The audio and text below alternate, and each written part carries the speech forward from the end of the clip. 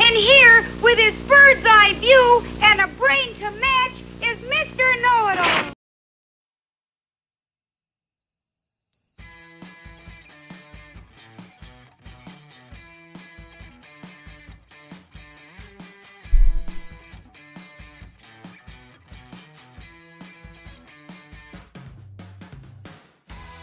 Good morning, good evening, or good afternoon, depending on where and when you're watching this broadcast. I'm Thomas Fesley, my friends, and this is Disclosure Tonight. What the fuck was I doing?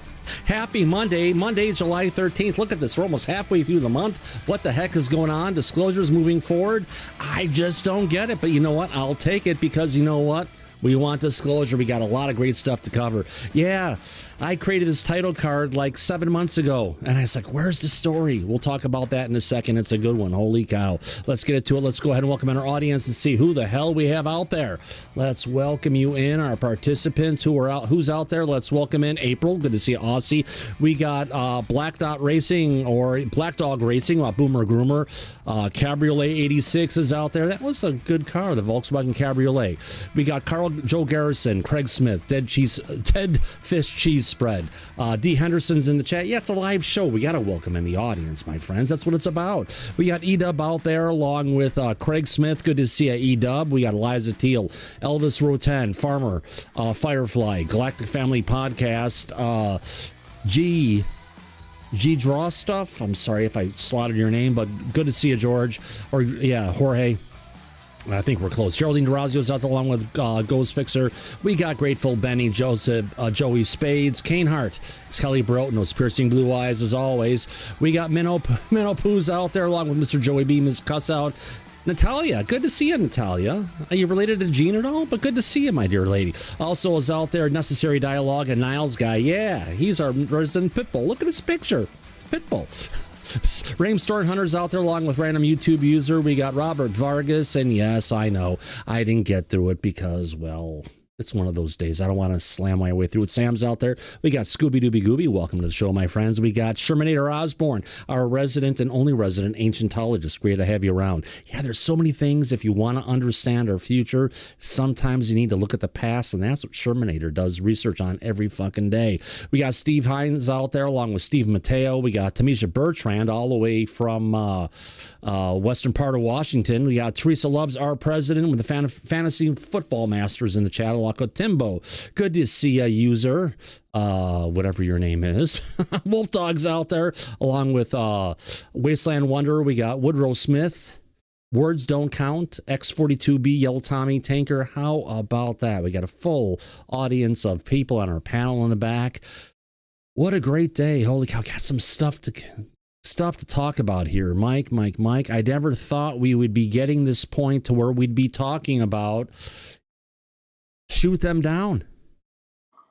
Oh, I know. They've come a long way in 80 years publicly on this topic. Mm-hmm. Can you imagine? Shoot them down? Yeah. I didn't even think that was possible. Well, they're doing something to lure them in. They've got the lure. We've got some quotes coming from Burleson, kind of getting towards the point of trying to bring them down. If you're going to bring them down, the only way you're going to go ahead and bring them down is you're going to shoot them with something. You're going to shoot them with a net. You're going to shoot them with some kind of energy field to disable it so they can go ahead and capture these things. Because it's not like they're going to literally bring out a little fucking butterfly net and capture these things. Oh, fuck no. Not something like this. No. But the government has been doing this, and we've heard from Lou that this has been going on with the government for a while now. Yeah, he talked about that a couple of years ago, didn't he? He did, yes. Very interesting. Said that the program didn't move forward. There was no funding. They weren't going to do it, but they got it all ready to go. Like at one point with the Navy, they were doing this out in the water, and they were using nuclear vessels as bait, and we were getting ready to shoot them down. No, it was actually nuclear missiles, not vessels. They were using nuclear missiles to go ahead and lure in the UAP for them to observe them, but they weren't talking about, was he talking back then about actually capturing these things? Yes.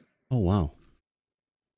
But according to him, the government didn't move forward with that. But it wouldn't be Yeah. the first time that the government denied any involvement in something, and then later on we found out that's exactly what they did. Yeah. Well, So- we have an update from the Elizondo as of last night at actually last night it's saying it actually 3:52 a.m. Yep. is when it arrived here today. He said, "Surviving, my friend, working like a dog behind the scenes, very optimistic. More is coming out soon." Remember, this is the guy who's told us there are tens of millions of documents we can get we need to bring out, or the government needs to bring out. The government, yes. They've been sitting on it for a long time. Yeah. So Lou knows. Yep. Can't wait to Exactly. get it. I had to thank him for going ahead and working with the good old Dr. Phil, because we've got another clip of the Disclosure Doctor. We're going to have some kind of intro as he makes his little statements and different things to go ahead and cover. We've got a clip also from Christian Broadcasting Network, CBN, the Catholic channel. And you got two different people, one saying it's more demonic, another one saying it's a bigger thing, it's okay. But you know what? We need to understand where everything is leading us, because, you know, as the information goes out and it's building and we're getting more and more and more, it's not quite chronological, but there's a step process to it. And I can see we're actually making some good traction these days. Instead of one step forward, 3 steps back, 2 steps forward, 1 step back, you know, we're in the same place for freaking years at a time. Oh, yeah, I know. Not nonstop. Yeah. But it seems to be going in a different direction nowadays. Yeah. About Absolutely. time. So to the audience, there's some people out there complaining that we go over this stuff and we're making assumptions, going through it frame by frame. We're kind of making something out of it. But I think you guys kind of enjoy that. That's the whole thing. We have to look at it. We have to understand it. We have to talk about it as a community and get it to it. And I think we're doing the right thing here, aren't we, Mike? Oh, we absolutely are, Thomas, because we're doing video analysis in real time. Yeah. I'd like to see somebody else do that. Yeah. They usually don't. No, they don't. So, right. We So try our we do hardest. the right That's thing. all we can do, and keep on trying and improving our way to get there. But let's get to the top story for today. Coming from my dear friend Merrick von Runnenkamp. I met with him with Lou backstage about 3 weeks ago today, actually, Mike. Oh, I know. And he's done a great breakdown on us. We also have a story that came out from Liberation Times, Christopher Sharp. He's been covering this. We got the initial story coming out from Jordan Flowers, who kind of connected the dots at the Disclosure Foundation. They're bringing it together. So let's get into our top story of the night, shall we? Oh, please do. All right, as the dogs go out for a walk with Luke, let's go ahead and focus on this. All right, so let's do a breakdown of the 2025 orb incidents. Well, Okay. Just to be clear, the orb incident that when they were doing the shoot down, Mike, and trying to get these UAP craft, that was in December of 2025, well into the first year of the Trump administration, Right. when good old Tulsi Gabbard, where's she at here? Hold on. Tulsi Gabbard was the DNI. Going from a title card I created over 6 months ago saying, it was shoot them down, but I changed it to shoot the UFOs down to make people understand what we're talking about. That's where we're at this point. So let's get into this. Here we go. A breakdown of the 2025 orb incidents. Late last year, an extraordinary series of UAP events caused the U.S. government to take UFOs extremely seriously. Skeptics claim the objects were probably flares. That is demonstrably false. But let's start with the location. Here's the initial video we've got going on here of it showing the UAP, which then take that one then. You know, seeing what's going on out there, and they're watching the object as it's moving along and everything. So let's move on to his next one. Actually, let's jump into this one here. Liberation Times let's get to his article, cover the stuff. U.S. conducted successful UAP luring operation. Advocate claims his government files detailed orb encounters. This is just hot off the presses. Yesterday, July 12, 2026, a UFO advocacy figure has claimed that the Office of the Director of National Intelligence conducted a successful operation designed to attract unidentified objects over sensitive government testing facility. Jordan Flowers, executive director of the Disclosure Foundation, made the claim during an appearance on CBS News. Today, the Pentagon released a new batch of UFO files. Of the 40 new files, 19 of them are videos, and they're coming from... Hold on. Where in the fuck is the button to turn off? There we go. The Pentagon, NASA, the CIA, the FBI, and the Energy Department. So joining me now is Jordan Flowers, Executive Director of the Disclosure Foundation. Jordan, what can you tell us about these files? What are we looking at? Sure. Well, I think one thing that we can take away from this is that the government has been taking this topic of UAP seriously for much longer than they have let on. So in this release, as you mentioned, there's 40 files, 19 videos, but there's also a few pictures that are there too. These pictures are really important. These show a spaceborne object from the 1996 Columbia shuttle mission. And this is a triangular object that appears to be rotating. This is really important because this can't be explained prosaically in many ways. But in a later video clip, just want to, give a spoiler here. Avi Loeb's going to come up and say, oh, it must be space junk. Remember, this is the schmuck who called out about the Oumuamua and 3i Atlas. It must be an interstellar spaceship. Let's continue. This object, our understanding is that this is not included in the NASA's index of space junk. So there's really a lot here that has advanced the ball, I think, from incursions over sensitive military facilities, 2025 objects near the Yellow Sea in China, and even recently, the NASA chief, Jared Isaacman, confirming they have more images of UAP, and that's a major step in advancing disclosure. What are we looking at? Because from our eyes, it looks like something, but not quite sure what. When you see it, what are you noticing, looking at, and what strikes you as different or unusual or fascinating? Well, with many of these objects, we see beyond next generation capabilities. We see instantaneous acceleration. We see the ability to make right angle turns. We don't see traditional flight surfaces. But, many of these videos, they could be explained prosaically, which is why we need more data to go along with these videos. What are the kinematics, the things that are blocked out in those videos? We need to be able to understand how these things are moving and be able to really run scientific analysis on these things to try and divine really what we're dealing with here. It's quite difficult to do so with just the video and no supporting metadata and more scientific information. How are these latest files different from what we've seen in the past?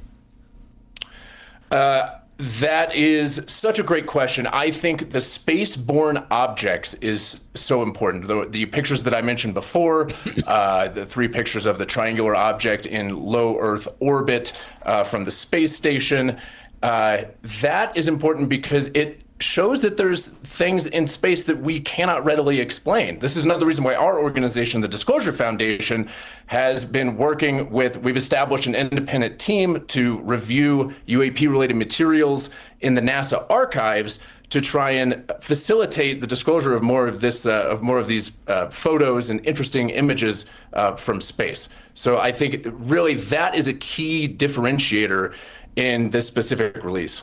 So what has been your overall opinion of the release of these files? Do any of them prove or disprove theories about UFOs? You must have been so excited to get your hands on any new information. What I think is really interesting is when you combine the info releases. So there's been 4 releases of information over the past several weeks, right? And when we combine that information and synthesize that with some of the comments that members of Congress are making about classified briefings that they are receiving, we end up reaching some astounding conclusions just based off of information that's publicly available. So, for instance, really quick, the pig video. People figured out based on a little square that's up at the top of it that the image was stretched horizontally, make it look bigger than it really is.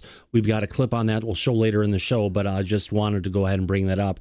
It's not exactly what you see. Sometimes you have to do the additional, if you want to call it due diligence, to compare videos to each other. And if something looks off, correct it. Here we go. The December 2025 incursion in the southwestern United States over a sensitive military facility, the ODNI was conducting, the Office of the Director of National Intelligence was conducting a UAP luring operation. That operation was wildly successful. That operation has FLIR video photographs of orbs that they encountered as part of that operation. That resulted in an FBI 302 interview, as well as a personal statement from senior intelligence officials at the ODNI. And that precipitated a classified briefing to members of Congress like members Scalise and Burleson and Burchett. This event was described as incontrovertible proof that there's a real phenomenon here and a core reason why transparency efforts have accelerated over the past few months. What's really interesting about that is when you synthesize that with, Congressman Burleson's comments made in public and with the information provided, it was an operation that it assumes that not only that AARO, the All Domain Anomaly Resolution Office, and the ODNI know that this is a real phenomena, but they already have the technology and methods with a proven track record to lure and attract these things. So, suffice it to say, we need to synthesize what members of Congress are saying in addition to the data releases here. And when you do that, you are able to reach some astounding conclusions with publicly available information. Fascinating. Jordan Flowers, appreciate your information, your expertise as well. Thank you. There we go. From that one clip back to the story now with Christopher Sharp. Is it here on this one? Do I have to go back? No, I think it popped it up. Liberation Times. No, it should be here. No, it did. All right. Let's get to that one. We just played that clip coming from CBS News. All right. So Disclosure Foundation is an advocacy group. We just heard Jordan Flowers from that organization talking, focused on UAP, or UFOs, as we like to call them here, and even President Trump still calls them UFOs because Lou Elizondo does. UAP is a great term for the military, but for the general public, UFOs is where it's at. Now, Flowers said the incident could be understood by bringing together recently released government documents in a statement made publicly by members of Congress. He said, quote, when we combine that information and synthesize it with some of the comments of members of Congress are making, we've got that in a second, especially from Burleson, the classified briefings they are receiving, we end up with reaching the same astounding conclusions based solely on information that is publicly available. For instance, during the December 2025 incursion in the southwestern United States over a sensitive military facility, the Office of the Director of National Intelligence, these guys, ODNI, with the FBI and the USAF was conducting a UAP luring operation. That operation was wildly successful. It produced FLIR, which is a forward-looking infrared video, and photographs of the orbs encountered as part of the operation. It resulted in an FBI 302 interview, as well as a personal statement from senior intelligence officials at the ODNI. Hopefully those officials survived his job, and precipitating a classified briefing for members of Congress, including House Majority Leader Steve Scalise and Representative Eric Burleson. Of course, our star for UFO Disclosure, Tim Burchett. Quote, this event was described as an incontrovertible proof that there is a real phenomenon here, and as a core reason why transparency efforts have accelerated over the past few months. Now, quote, another one. What is really interesting is that when you synthesize that with Congressman Burleson's comments and the information provided, it suggests that not only AARO, the All Domain Anomaly Resolution Office. You know, RO, you know, they've got our beauty queen, you know, who likes to watch us all the time. Susan Goff. Oh, yeah, RO. Them. And ODNI know this phenomenon, this is a real phenomenon, but they already have the technology and methods with a proven track record to lure and attract these things. So if that's the case, why are they, Mike, I got to pause our inner thing here, our conversation here of what we're covering in the story and get to it, because if they already know this stuff is real and they have evidence to go ahead and show it, they're giving us all of these little drips and drabs of files of increasing quality, right? Right. But they haven't started, you know, showing us the money that they have. Could it be because they're focused on this, you know, controlled disclosure versus just bringing it all out and freaking everybody out with it? Listen, if they were going to freak everybody out and bring it out all at once, they would have done that when they first gave us the first drop. They didn't. Everything is calculated. They're giving us controlled information at a very slow pace and a slow drip. And all that's resulting in is frustrating the hell out of a lot of people that are following. So in other words, they're taking the playbook coming from Colonel Carl Nell, the man who would never make general, who actually wrote the UAPDA that is currently failed in the House of Representatives and doesn't have much hope to actually come back again, which means if that happens, we're at a fourth year with absolutely no new UAP legislation coming from the House or Senate. Right, because if you remember at the Sol Foundation, Carl Nell had that big chart of his talking all about the time frame, the time scale, and how we were going to get controlled disclosure from the government. So he had it all mapped out and planned out years ago. And it seems like now that we actually have it coming out publicly, that's exactly what we're getting. Right. Even though the legislation can't get passed in the House and the Senate, the president is taking on his own accord to bring this stuff together that the House and Senate is inept to go ahead and make happen. No, that's absolutely right. Yeah. Don't forget, he was asked that question more than anything else. Would he bring out the UFO files when he was running for office? And every single time said, yes, I would go ahead and do it. Everyone said, oh, no, that's just Trump talking out his ass. He's just lying again. He's not going to give us anything. But, well, look where we're at now. Which is true. We've gotten more out of him than from any other president before him. And the thing is, Mike, even if you're on the other side of the fence from Trump, you don't like him or anything else or his policies or what he's doing to save America and bring us back where we need to be, and you think we need to get into a different form of government, forget about all that. We've got one little piece of bipartisanship that's coming from the president as a fig leaf to the other side, to both sides say, I'm willing to bring out the fucking truth. And that's what we really need. That's what we've needed forever. Oh, it is bipartisan. You and I have spoken for years now. It wouldn't matter if it was Obama or Biden, whoever would bring it out on either side of the political aisle. We would be behind them for their efforts on this. So it has nothing to do with party lines. Even if we had good old Bush with mission accomplished, we would have taken it from anywhere. Sure. Yeah. But as it turns out, it seems that the elder Bush, his father, seemed to have been read in and knew more than he did when he was president. Now, thank God we didn't get that dynasty of having original Bush and then George W. Bush, George Jr., and then going ahead and who's the schmuck younger other one? Jeb. People say, oh, my God, you can't bring people in because it's a relative. Well, look what we've gotten with the Bush family. Thank God that didn't continue. 2 presidents. Fuck yeah. We didn't need a third. Thank God on that one. No, so, all right. No. So the event described by Flowers appeared to be the same incident recorded in two government documents released under President Trump's UAP Disclosure Act. One was released in the first tranche of files and one in the second. The first document, titled USPER Statement About UAP Sighting. We read this one, Mike, word for word when it came out. I'm not going to get to it now because it's like 2.5, 3 pages of info. I'd rather recap it. Is described by the Department of War as an FBI 302 interview with a senior U.S. intelligence official who witnessed an encounter. An FBI 302 is a written record agents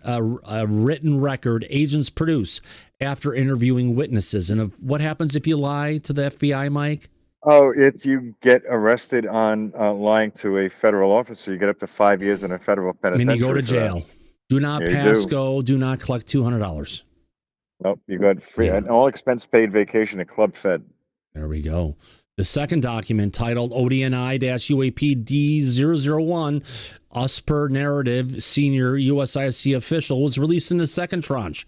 The Department of War describes it as a first-hand account written by a currently serving U.S. senior intelligence official who witnessed the encounters. The official was a passenger in the helicopter and described seeing glowing orbs, both at close range and in the distance, while a government team investigated unusual noises and UAP sightings and around a sensitive military facility. Gee, Mike, you got to wonder, did that sensitive military facility have any nuclear components of any type there? I would think so. Oh, of course it did. That's what attracts them. Together, these documents describes a series of encounters at a sensitive government testing site in the western United States in late 2025, although Flowers placed the event in the southwestern United States and said it occurred in December. The release records do not give that exact date or location, which means Mr. Flowers has been pollinated, and he's got some extra information that he's sharing with us. It's about time. Yeah, it's long overdue. The name of the facility, nearby towns, mountain range, and coordinates remain hidden. Hopefully not for too long. We need to get this information out for everybody. Now, looking for the search for orbs, yes. Not looking for Ashton Forbes. He's a sham artist, but no, we're talking about the orbs that they're actually seeing. And we're all talking about the orbs, Mike, that Avi Loeb is saying is an atmospheric disturbance, along with Michael Shermer saying it's from meteoritic dust. And it's an optical illusion, and it doesn't exist. Yeah, bullshit. So, according to the Department of War, the senior intelligence official was a passenger in a helicopter that left a joint operations center with two other officials and another official and two pilots. The team was investigating unusual noises and reports of glowing orbs in and around the military facility. I would like to really know, Mike, what are these unusual noises? What do they sound like?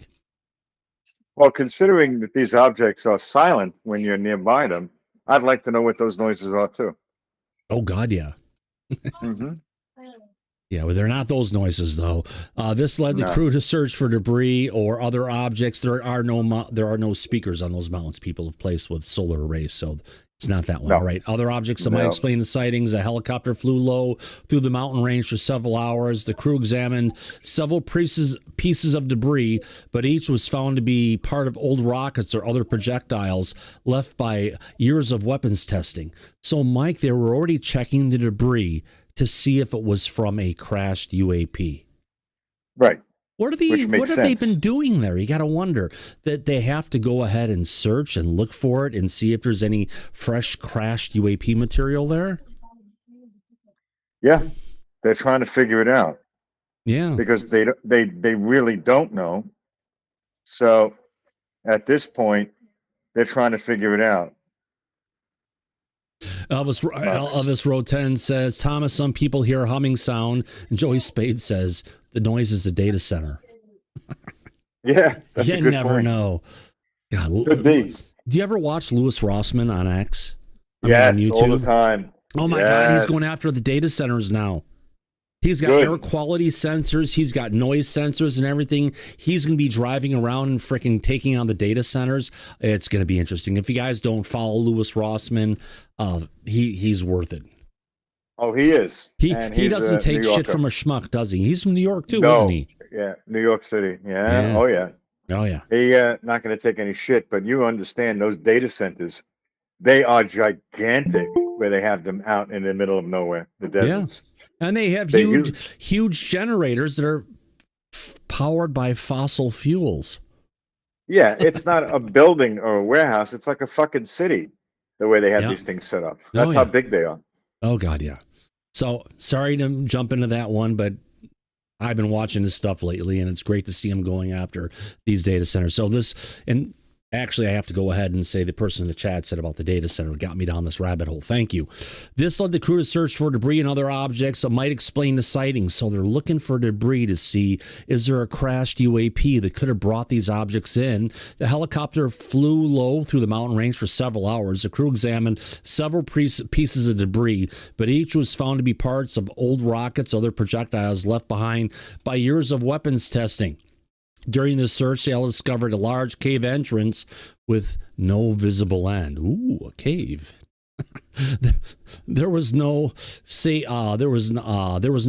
to land, so the pilot circled the area before the crew recorded its location and continued the mission. You know, Mike, I have an idea. There may be a deep, dark cave with a lot of cobwebs that hasn't been visited for a long time, and it may be part of Aro.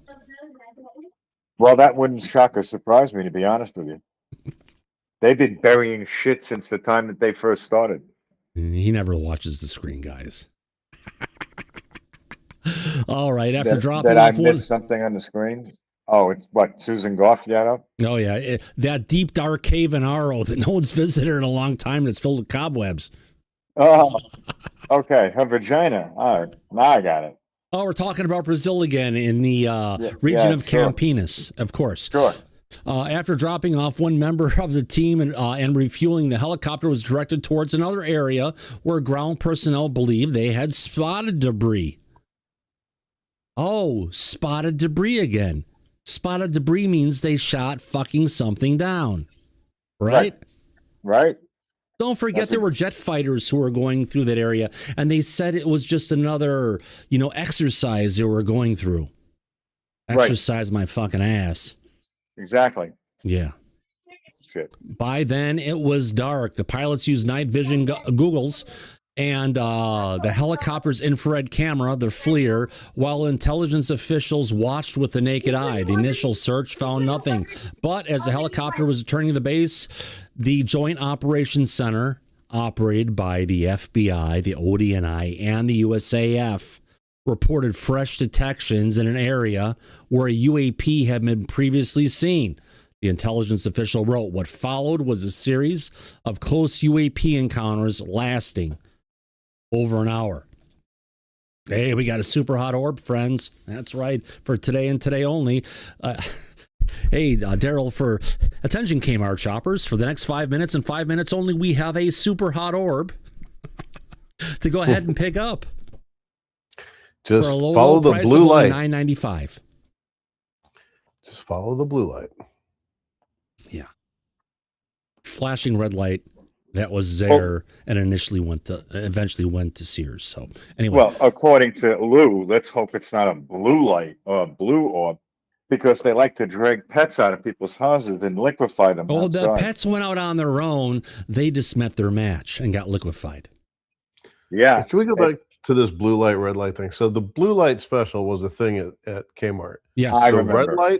red light was something else? That was at Zayre, which was another low-cost store. Oh, But yeah, they yeah, also yeah. then, after the people who owned Kmart bought out Sears, they bought out, when Kmart got bought out by the company, the whole idea was to shut it down and to sell the real estate. When that same company bought Sears, they did the exact same thing. But when they bought out Sears, they brought with the flashing red light special, which was equivalent to the blue light special at Kmart. Right. I did not know that. Kmart is your superstore where your dollar buys you more. Kmart. Wow. Don't remember that. Yeah. I've watched the commercials recently. All right. So then moved away at high speed and appeared to split into two objects with accelerated off in different directions. According to the Department of War's summary of the FBI interview, the orb traveled at around 20 miles and moved too quickly for the helicopters to keep up. The ground team then reported that the object had risen. You know, Mike, you got to wonder, did they have radar of this thing? Did they have any kind of imaging from the sky or from the National Geospatial Intelligence Agency or from the NSA or anything to watch from the eyes in the sky? It's out in the fucking desert, which means there's not a cloud anywhere, right? So you would think that our satellite network would be able to track these objects, which the NRO should be. On But Earth, we don't, on Earth from the surface of the Earth or the surface of the ocean, they can track an object the size of a grapefruit. Right. These things are probably bigger than a grapefruit. Let's just say that. I would agree with that. So yes, we do have imaging, but they're not talking about that. And sometimes we have to question what they're saying, but what they're not actually saying, because that information should be out there somewhere. Well, they're not sharing it with the public, obviously. No. Right. That's the problem. I'm afraid, but I'm enticed at the same time. Ryan, you have your hand up. Oh, yeah. I think they're red orange because this is the report that was released in the first tranche. Yes, they were reddish orange. Same color of the ones that pass in front of my house on a regular basis. I just don't go out there and watch them enough. I don't give them the attention they want. But the last one I got was white, and I had green orbs flying around me. So what can I say? The ground team, thank you, Ryan. Appreciate that observation. Yeah. All right, let's get into it. The pilot saw, the ground team then reported the object had risen, not like Jesus, from the ground and came with approximately 10 feet of the helicopter. The pilot saw the object through night vision goggles. They also reported seeing something smaller emerge from the two objects before traveling away in a different direction at a high speed. So they're leaving something behind as they take off. What was that object? The helicopters attempted to follow, but could not even match the speed of whatever they ejected from it. Interesting enough. Almost like it put out its own drone, Mike. Coming into it, a swarm of lights. Go ahead. Yeah, no, you're right. Yeah. I agree with what you just said. Yeah. What are you munching on? We can hear it. Some Funyuns. There you go. Yep. I haven't had Funyuns in like 20 years. Are they still in the yellow bag? Yes, they're in that yellow and green bag, yes. Yes. Green Funyuns lettering and yellow bag. But the reason you're having it now is to keep your blood sugar leveled off. It is. Yeah. And, it helps to balance things out. I mean, this is technically the kids' stuff, but I'm snacking on it right now. But they always eat your shit anyway, so what's the difference? Of course they do. Right. That's right. Good point. Who the fuck ate this? Who ate this stuff? You know I need this for my blood sugar. Why did you eat this stuff? It was in the refrigerator, in my refrigerator, and you ate it? Why? Mm-hmm. Right. That's right.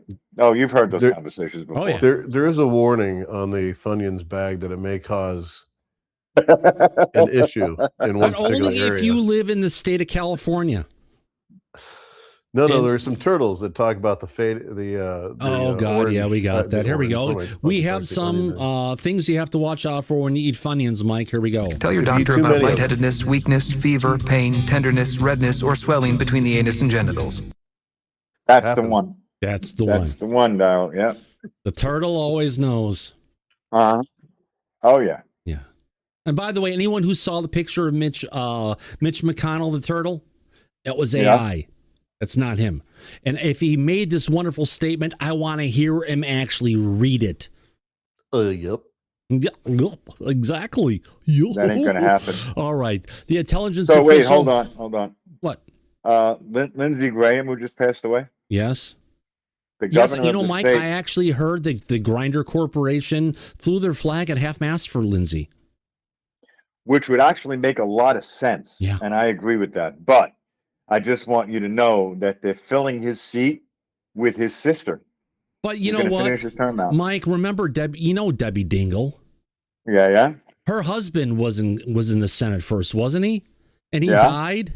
And then she took over the office, and then she ran, and she's been Debbie Dingle ever since. Right. Double D. Oh God, no! She's got like rings on her neck, like a freaking tree. Put her initials, Double D. Yeah, Double D. No, that was Debbie Duncan across the way. She was a Double D. Oh. But she was also like, "Hey, Double D" from Ed, and Eddie. Mm-hmm. Yeah, not much between those two ears. A short time later, the helicopter crew saw what the official, I loved you, Debbie, but described as the countless orange lights moving in different directions against the mountains. The display lasted several minutes before fading.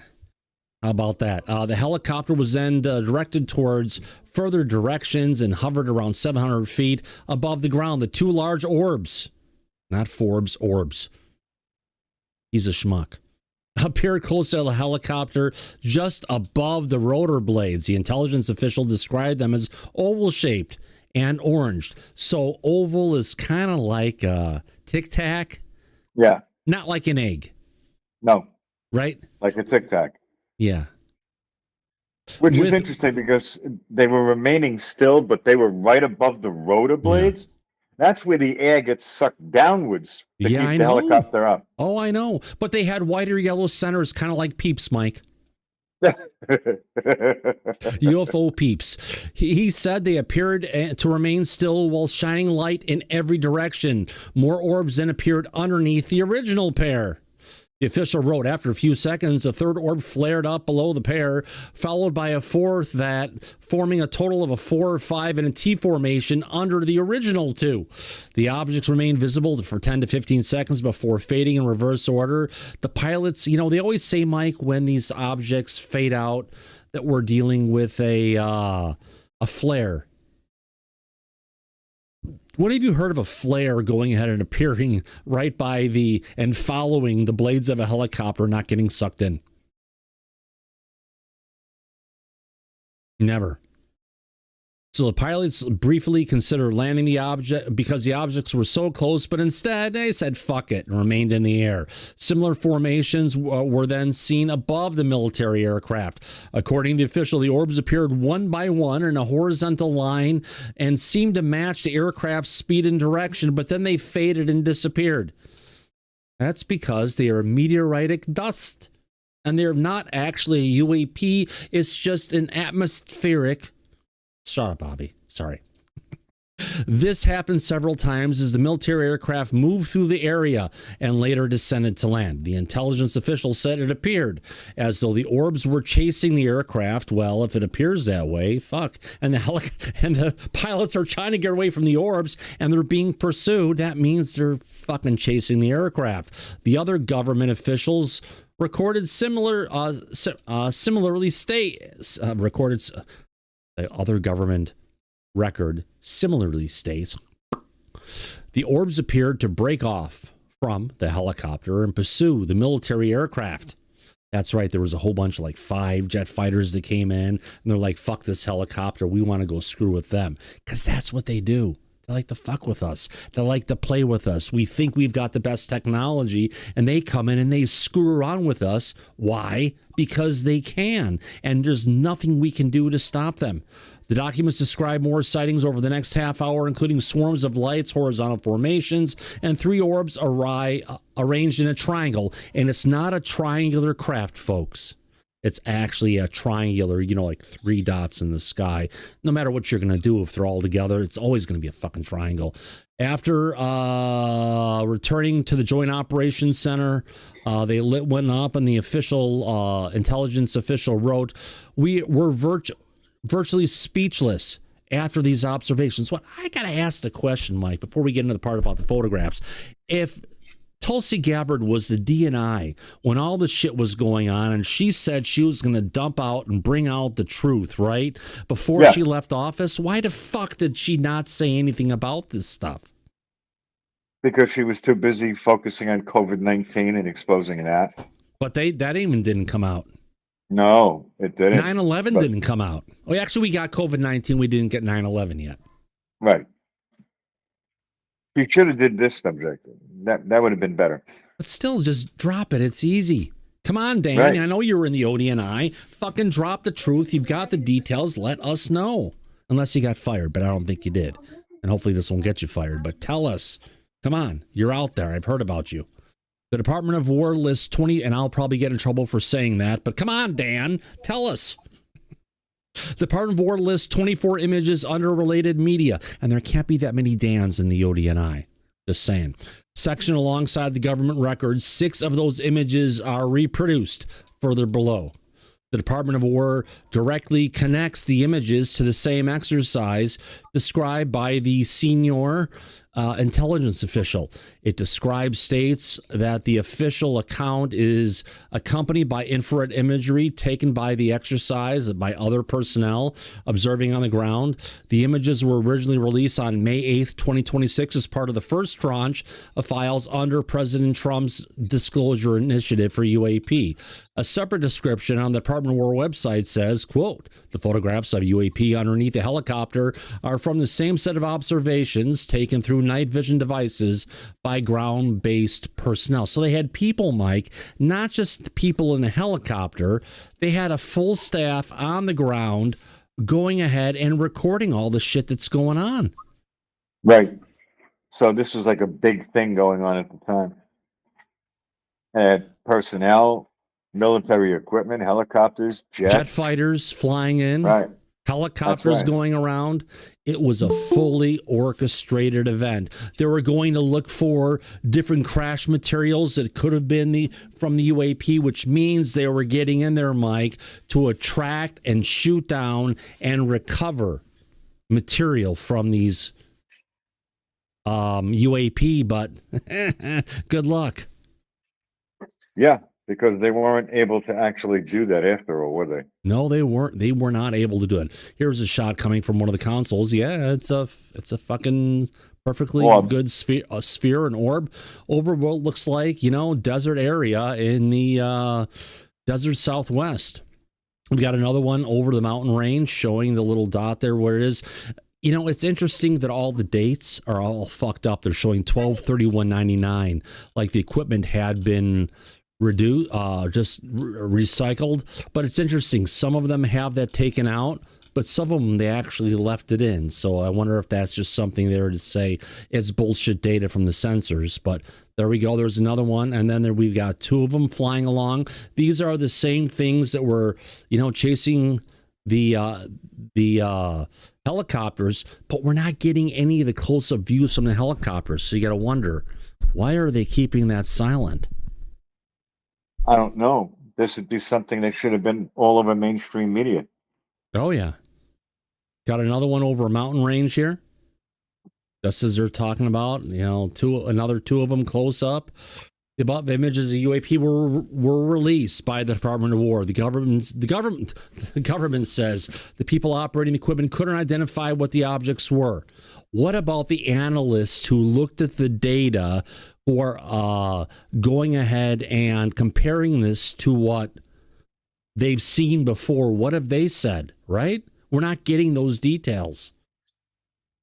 No, you're right. Because the images were... Go ahead. Yeah, they're keeping a lot of information away from us that should be made public by now. That was my point. Yeah. 100%, my friend, 100%. The images were provided to ARO, the All Domain Anomaly Resolution Office, by the FBI. But of course, ARO says, no, we don't have anything we can discuss. There's nothing out there. Here's some pictures of balloons and stuff we figured out because, Mike, ARO is there to obfuscate. It's a flypaper operation. They're going to try and get the information, bring it in, but they never want to release one fucking detail of something that could be a UAP because that would be a breach of national security as they see it. Right. That's exactly right. That's why they sit on everything. They bury information like this, and it never comes out publicly, at least not from them. Yep. Mm-hmm. The Department of War says nothing was removed that could alter the images show about the object themselves. The documents also state that helicopter pilots were recording during the encounter. So where are all those fucking recordings? We got some snapshots, but there's videos and other stuff that must be so bad that they don't want to share it with us. Can you imagine if they released those videos, that must have been real interesting because we know this was going on for a while. You know what I want? Again, I love to get these videos, but Mike, I want the details about Roswell. Oh, yeah, that too. Yeah. So, however, the documents don't describe the mission as an attempt to lure or track UAP. However, the previously classified operation record contains one important detail. It says that earlier that day, the government office had completed a, quote, successful test, end quote, at the same facility. The name of the office and the type of test are redacted. The Department of War also describes the encounters as taking place during an exercise, but does not explain what the exercise involved. The release documents therefore support some of Jordan Flowers' claims. They confirm that the event led to an FBI with a senior intelligence official. They confirmed the photographs were taken during the same series of encounters. They also confirmed that several government witnesses and sensors observed the objects. But what about Eric Burleson, who said this is when the whole conversation changed? And we've got a clip here. A gentleman. Oh, Jesus Christ. All right. So we've got this for a little bit. Let's play it over on a podcast here, on the Anna Frey podcast, talking about the disappearing scientists. Actually, well, that's what it's about. But here he's talking about the attempt to go ahead and lure and capture, which would mean shoot down, bring down. Doesn't matter if you're using a fish hook, if you're bringing a net, you're going ahead and hitting some kind of energy stuff. You're trying to lure and capture these objects. Here we go. So, that there's been events like that, but there's been nothing even remotely close to what has happened recently, where we have a former U.S. Major General, William McCaslin, who literally stepped out of his front door. I'll try to break it down as quick.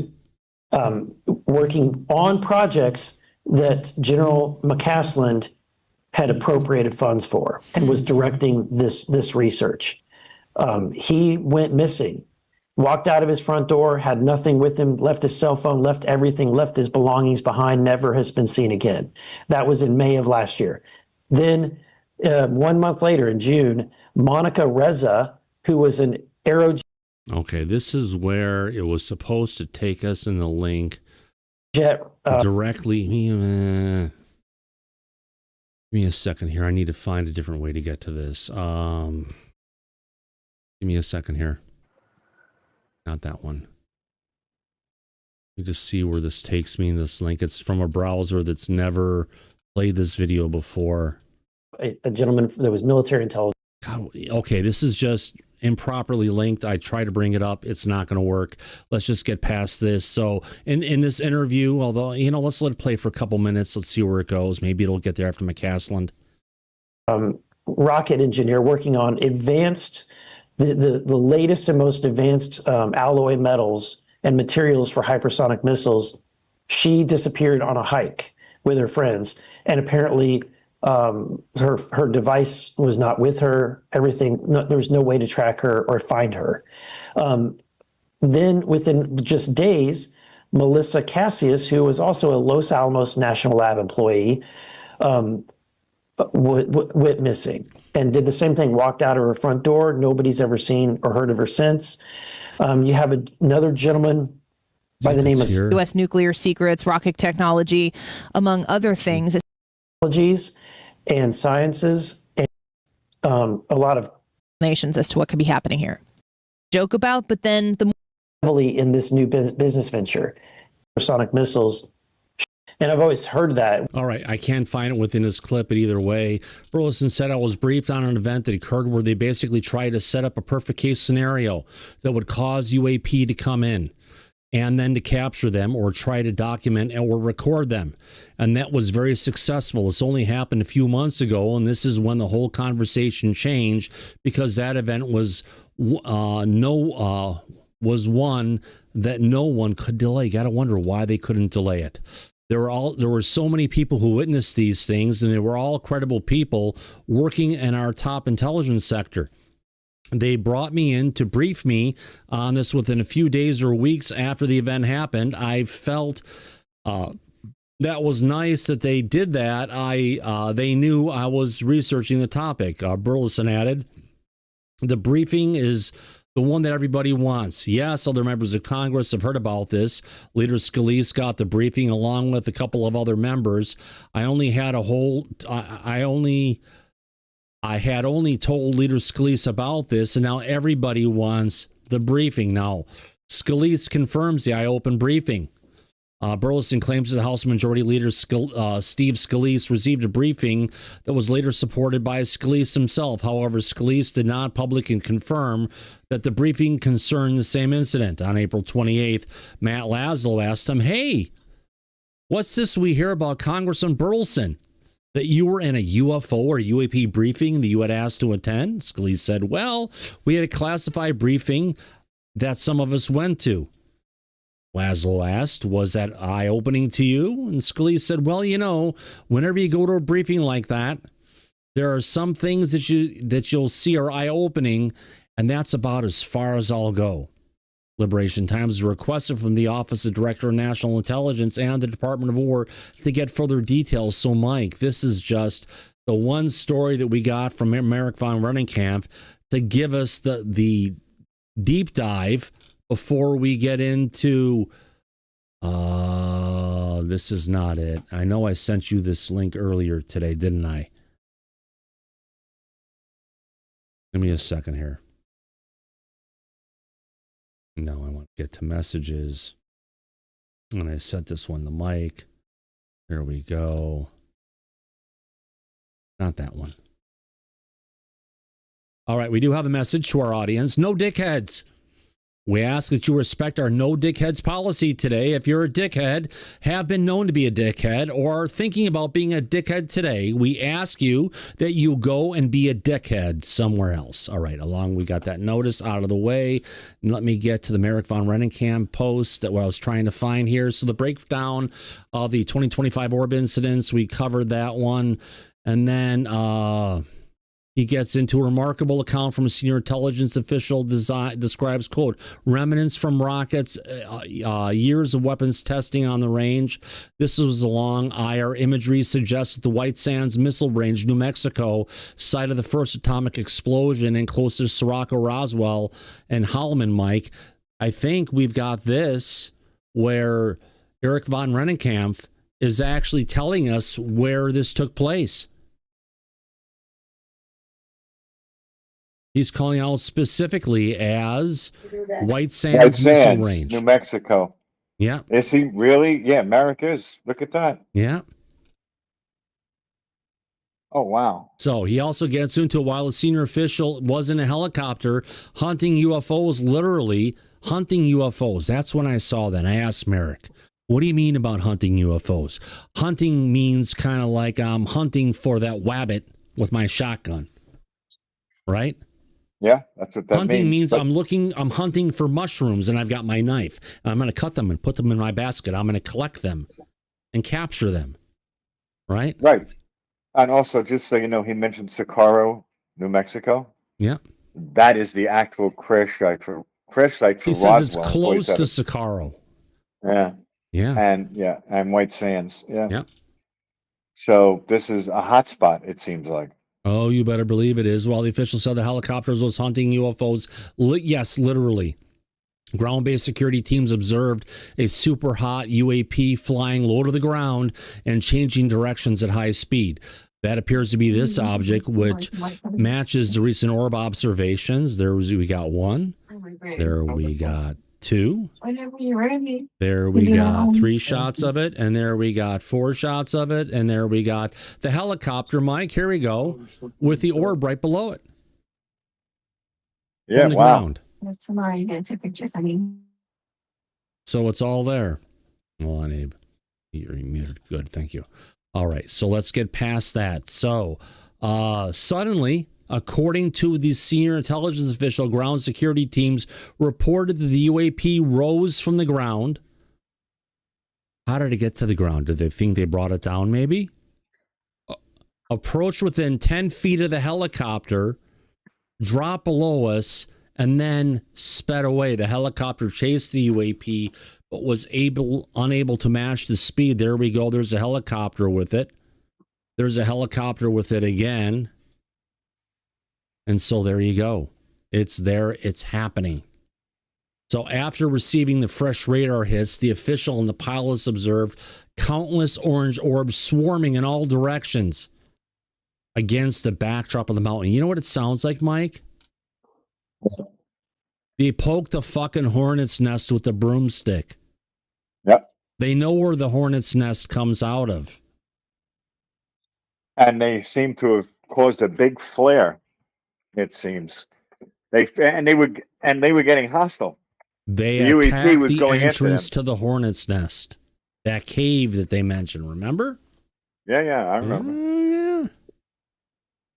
So that's what we have to build in our minds. A man is going to a hornet's nest, hanging with a broomstick and running. They're all going to come out and swarm, right? And that's exactly what they're talking about. It's the same kind of swarming that the USS Russell in the Channel Islands off the west coast of Los Angeles ran into a swarming event as well of these pyramid-shaped craft that were coming out. Right, Mike? Yeah, absolutely. Oh, we 100%. got you, Sweaty. Yeah. That's So, right. yeah, Gotta and- bring out our sponsor tonight, Avi Lube, my friend. Oh, yeah. Yeah, that's right. Avi lives. Yes, we keep poking the hornet's nest. All the UAPs and UFOs going to attack us. Yeah. Thank you, That's what sir. he was saying. And After these things, receiving fresh they got radar, hostile. yeah, They got hostile. They went after the helicopter. Then they went after the jets that were coming in. it's They weren't because running if away. you go after their nest, they're going to come out and they're going to fucking swarm you. And that's what was going on. So do you really So think they there's know a nest where over there there? is a location in the desert Southwest that they can bring stuff in and they can get these things to come out and swarm and attack.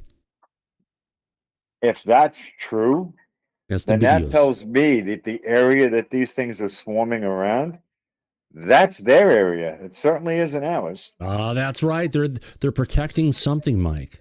Yes, I'd like to know what that is. Maybe Thomas. it's a portal to another dimension. Now, here's the Maybe. thing. What I've read recently that kind of makes sense. The craft we're dealing with are have interdimensional properties. Right.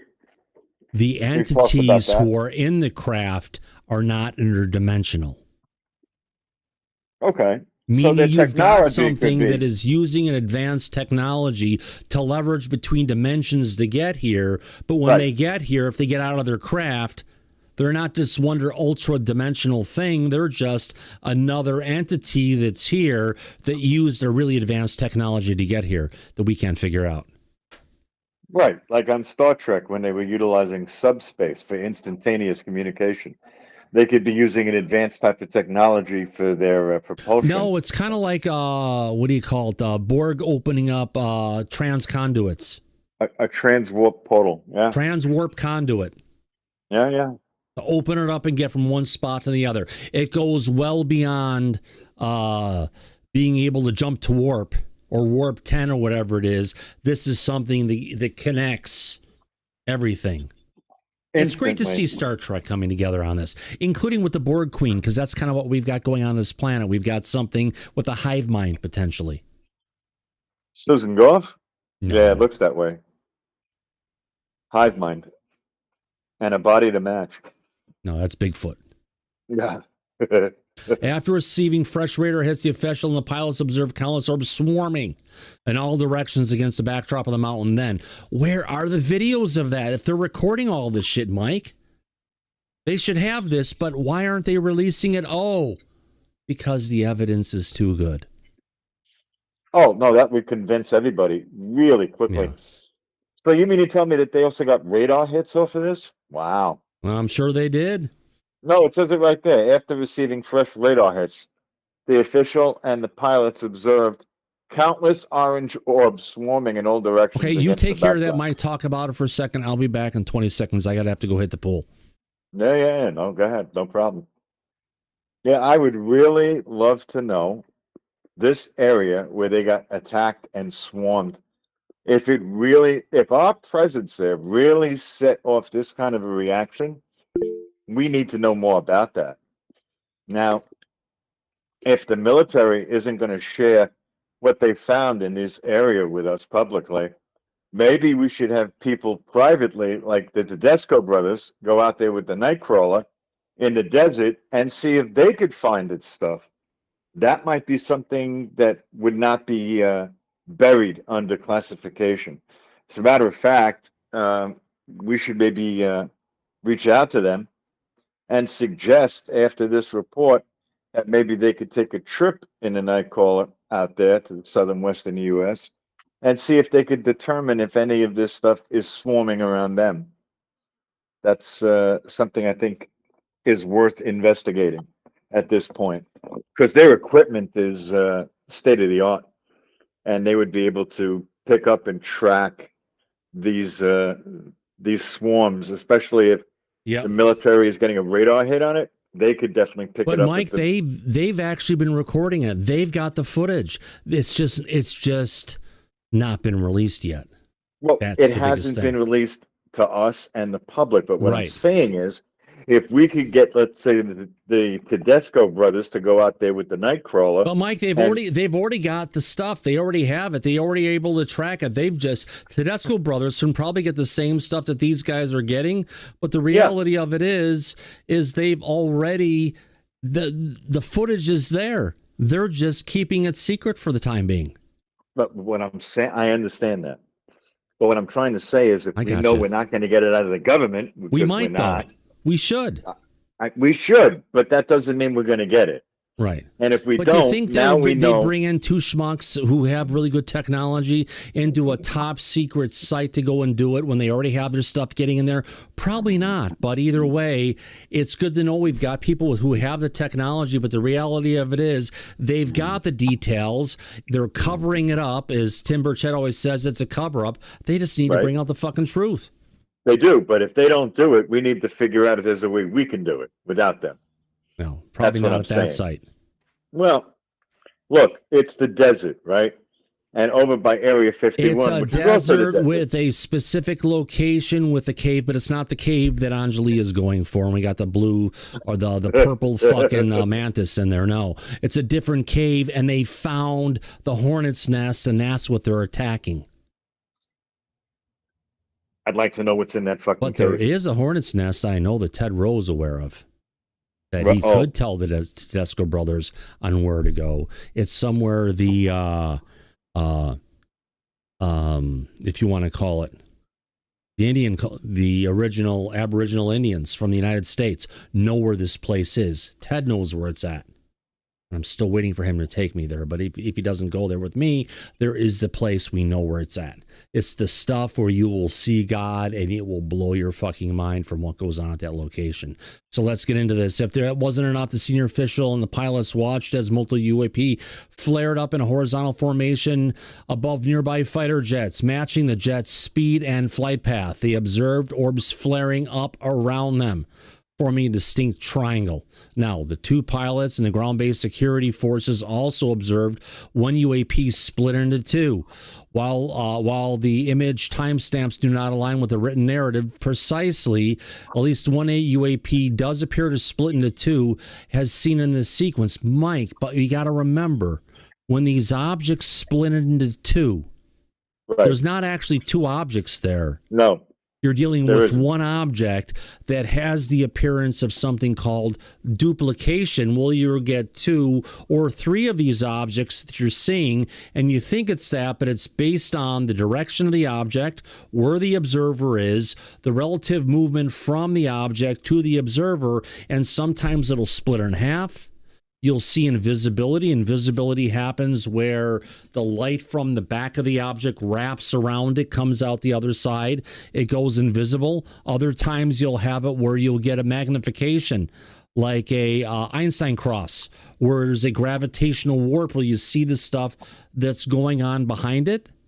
and it just looks bigger than it really is because it's a gravitational magnification. Now, we use those in space all the time to find distant galaxies. We'll find one magnification event and another one, and that lets us see much further into the distance, and it's just taking the principles that Einstein came up with a long time ago. Now, good old skeptic Mick West claims the objects were probably flares.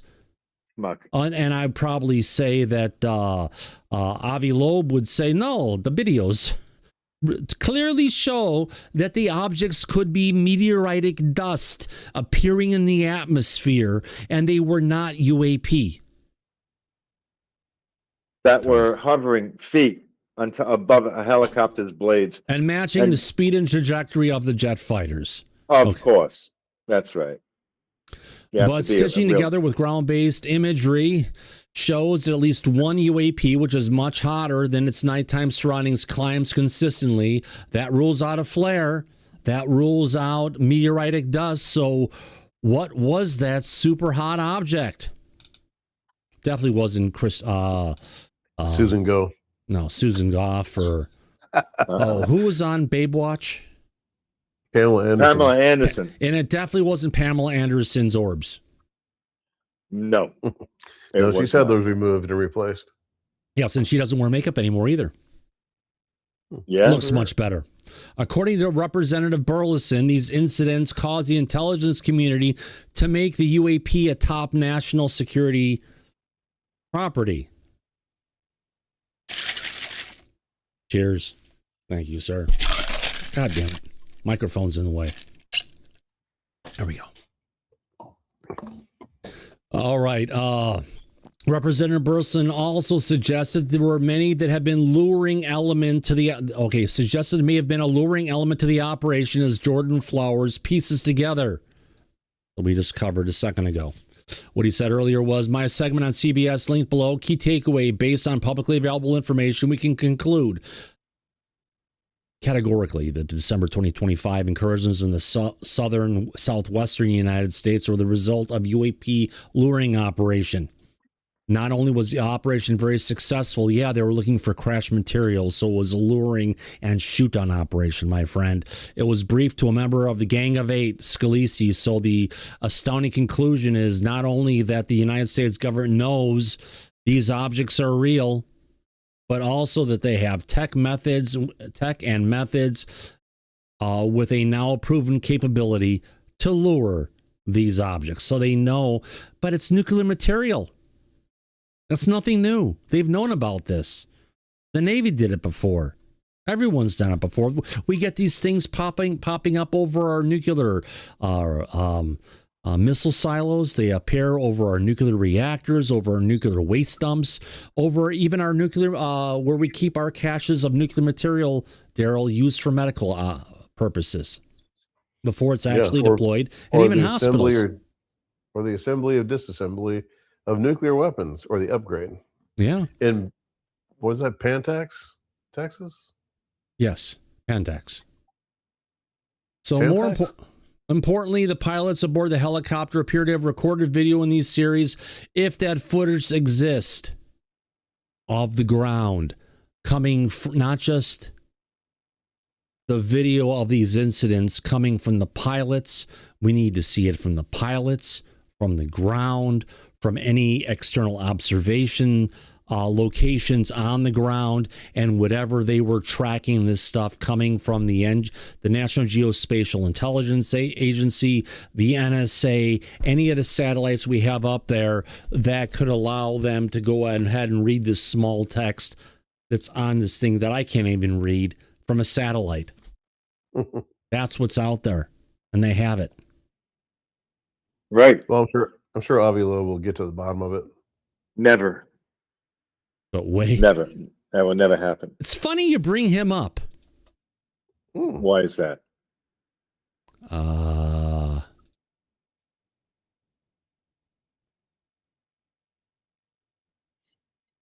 Yes, we're good.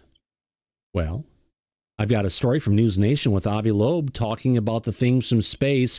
And the first thing he says they're probably space junk.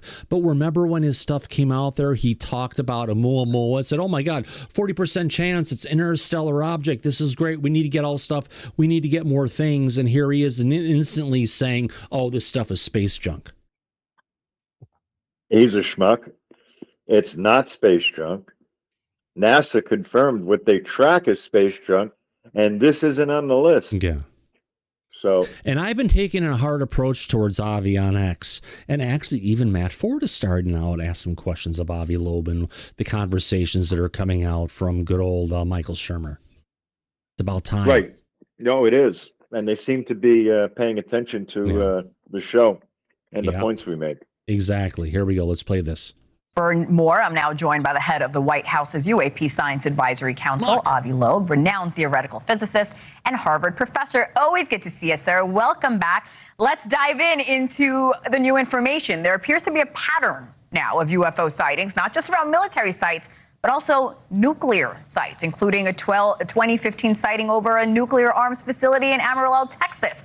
Radar and armed patrols detected a, quote, diamond-shaped unidentified object hovering in a non-threatening manner. There seems to be serious national security concerns here, right, Professor? Thanks for having me. Yes, indeed. The down-to-earth interpretation would be to say these are objects manufactured by adversarial nations and they concentrate around strategic assets for a good reason. They're spying on them. But we don't know that. And in fact, the release of the files implies that the Pentagon or the intelligence agencies release the videos. Are not confident that these are human-made objects. And that's part of the reason why they approach scientists like myself. And, I'm not particularly interested in the context or what kind of instruments were used. All we need to know is whether these objects are truly not human-made. That's the fundamental question. And for that, we need better evidence than the one that was released so far. But it's clear that it's a serious matter because the very best scientists, physicists were dealing with that already in 1949. And that's a long time ago. And now, hopefully, the partnership between science and the government would lead to a resolution of what we're looking at. Professor, you and I have talked about the previous batches of files released. This is the fourth batch released from our government. What stood out to you? Well, there are two videos showing strange objects. One of them... Daryl, did he say two videos or two videos? I thought you said two videos. I thought he said two videos.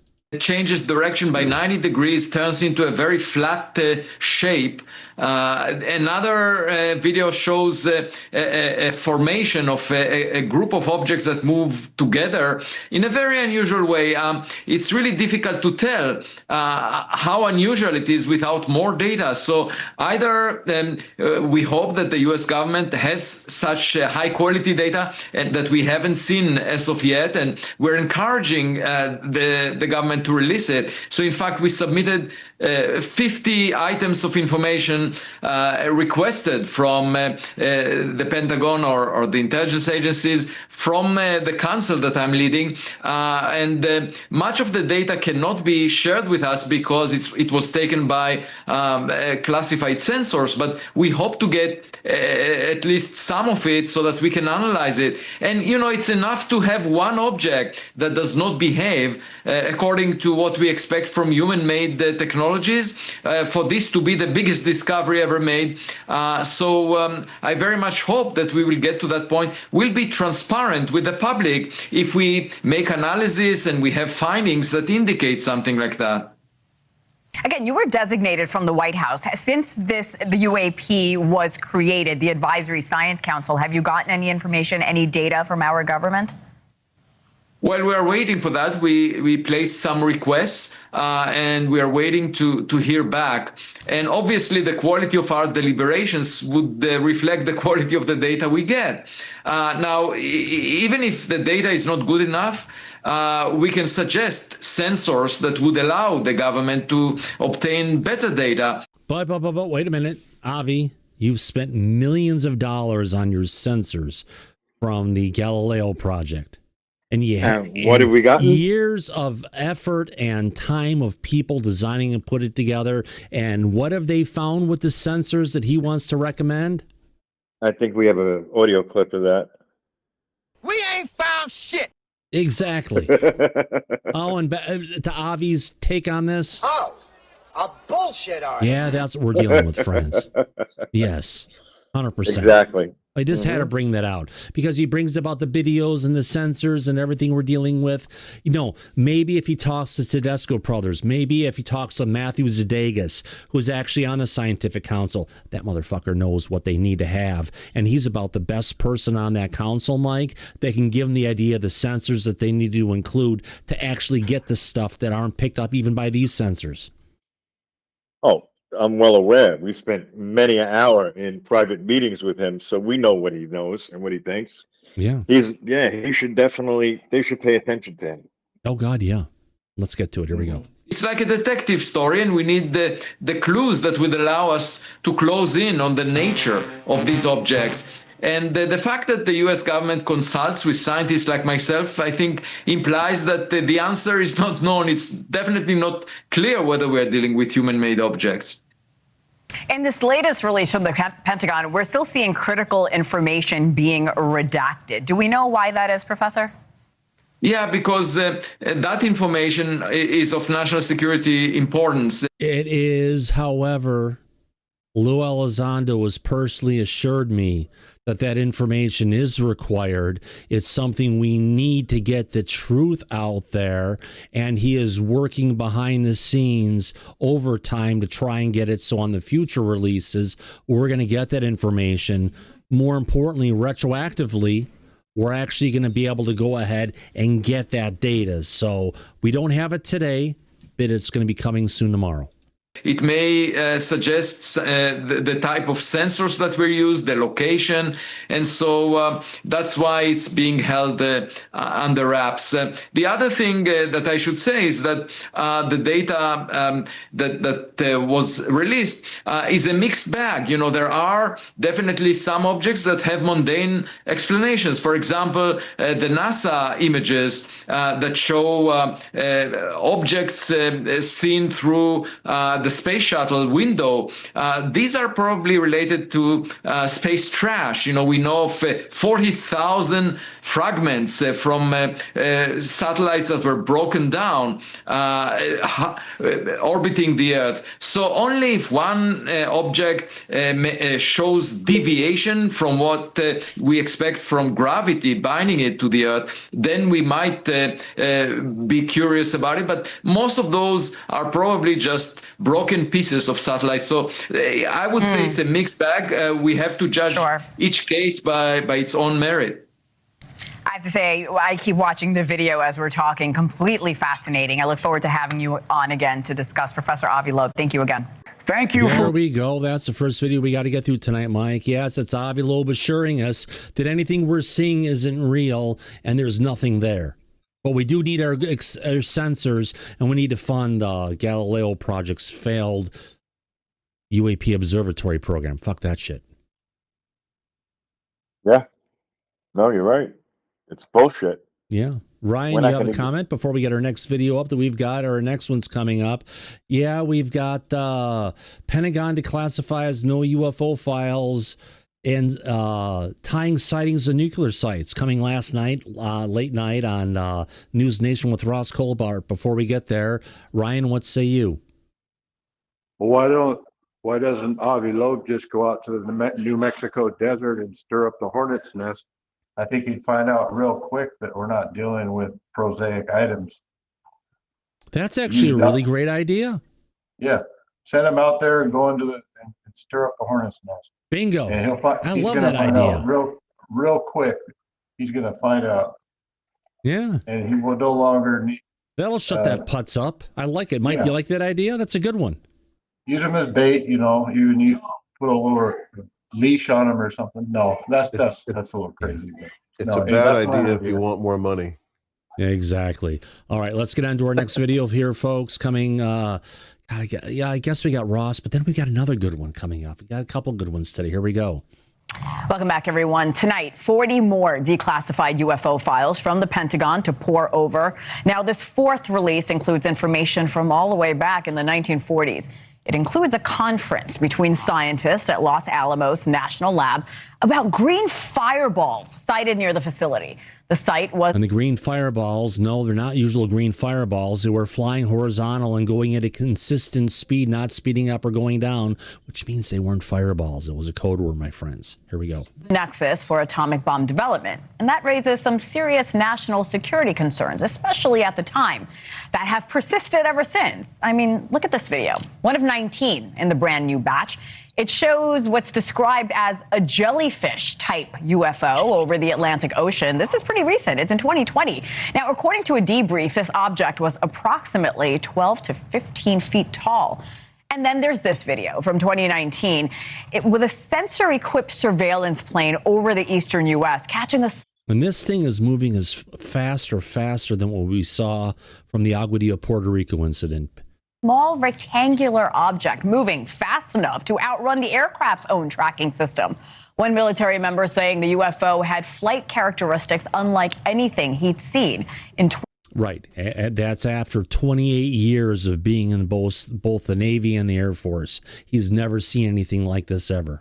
There we go. 28 years of service. On top of that, these photos also included in the latest drop taken by astronauts aboard the Columbia Space Shuttle in 1996. Now, these three images from the same mission show an unidentified object in low Earth orbit. For more, I'm now joined by News Nation special correspondent Ross Coulthart, investigative journalist and host of Reality Check. Ross, always good to see you. Welcome back. This is now the fourth batch of files released. In your eyes, how does this one compare to the other three we've discussed? Is there anything that really stuck out to you? Good evening. Yeah, look, there are a few things in this latest tranche release that I do think are interesting, and one of them is over the Pantex nuclear plant in Amarillo, Texas, which is where America builds its nuclear weapons. So it's one of the most sensitive nuclear sites in America, one of the most highly protected.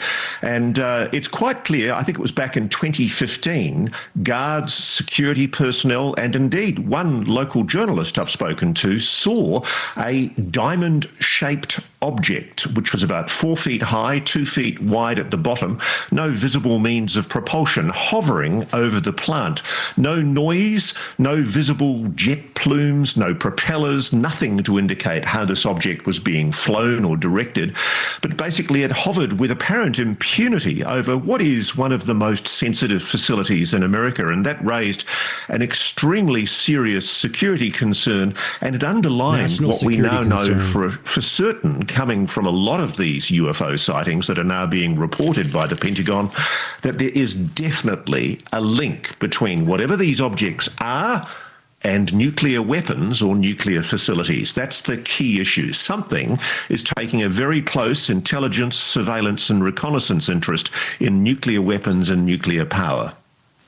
Should Americans be concerned that an object was spotted near so many nuclear facilities? And again, this is released from our government, the fourth batch of information. Or is there a logical reason behind these mysterious videos and photos?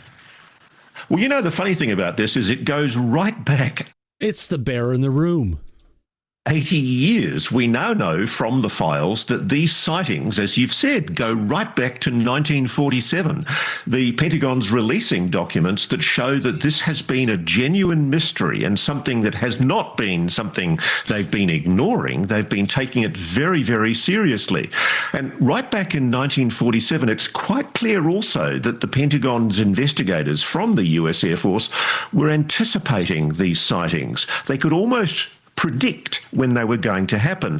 One of the other ones I think is really interesting is the floating piece of pizza in Earth orbit taken by the STS-80 shuttle mission in 1996. I think it's extremely important to note that the reason why these objects are being reported in this UFO tranche is because it's not been possible to provide an explanation for what they are. This floating triangle in Earth orbit cannot be explained away as a piece of space debris because they've been able to rule out that as an explanation. Whatever it was, we don't know, but it's intriguing because NASA has said in the past it had no evidence of UAPs. Now have a look at what they've suddenly found in the Pentagon's locker. I want to ask you about another video. We can bring up the jellyfish. It's not that they just found these things, Mike, to bring out the truth. They've had them. They've been sitting on it. It's been a fucking cover up, and they're getting crikey. Yeah, they're finally giving us some little frickin' breadcrumbs coming out, but nothing more. Obviously. That's why this has been dragging on as long as it has. No one is coming out and bringing the data or the correct information. Yeah. So, yep. This is the same bullshit over and over again. Yeah, I know. Yeah, we all know. That's why the audience is frustrated. Well, Grateful Benny says, Ross says he has a new photo of a UFO in Antarctica. Let's get him to stop talking about this stuff, Mike. And if he has the picture, fucking bring it out and talk about it. Not just talk about this little picture. I'm going to dangle in front of you like a fucking carrot in the same way Jeremy Corbell does. Right. That's called tabloid journalism, and we're getting pretty tired of it. Just bring it out. You cannot make a sandwich with breadcrumbs, Mike. That's right. You can't. Breadcrumbs, with the amount of breadcrumbs, we couldn't even bread a fucking cutlet and fry it. No, not even close. That's what is getting to everybody. Yeah. You know, Evan B calls it disclosure fatigue, but at least we're taking it day by day. And everyone right now is all set up and say, oh my God, look, Trump has got a freaking announcement he's going to do on Thursday. It's going to be about UFOs. Let's get out our hats and let's celebrate. Oh, they were saying that when he did the last, what was it? The State of the Union. They thought he was going to drop the disclosure bomb, and nope. He didn't, and he's not going to do anything on Thursday. Just settle down. No. If things are going to go on, celebrate it when it comes out. And if people say, hey, look, we got this new stuff, this could happen, just take the approach and say, okay, we'll see it when it gets here. And then we celebrate, because if there's nothing, don't set yourself up for a fucking fall. You don't deserve it. Nobody deserves it. Of the 500 people watching the shows, not any one of you deserve to be let down because they're going to make someone get something out there to get you excited about just to be let down again. Just like we're supposed to get that wonderful announcement coming that Luna said a couple weeks ago, right? Oh, yeah. Oh, it was a big thing that's going to happen any day now, any minute now, and we never got anything. Yeah. Nothing. He's another one that likes to talk up a storm, but never follow through with anything. She's accurate. Setting herself up for her political career down the road. Just saying. Well, yeah, there's going to be a midterm coming up, and yeah, we'll see where it goes. To think for the future. Yeah, exactly. Yeah. There we go. Like object. We've seen this video and images like this several times. There it is. What can you tell us about this one specifically, Ross? Okay, there has been a spoof AI-generated picture which suggested that it was just a balloon, the one that's been most recently posted in the tranche.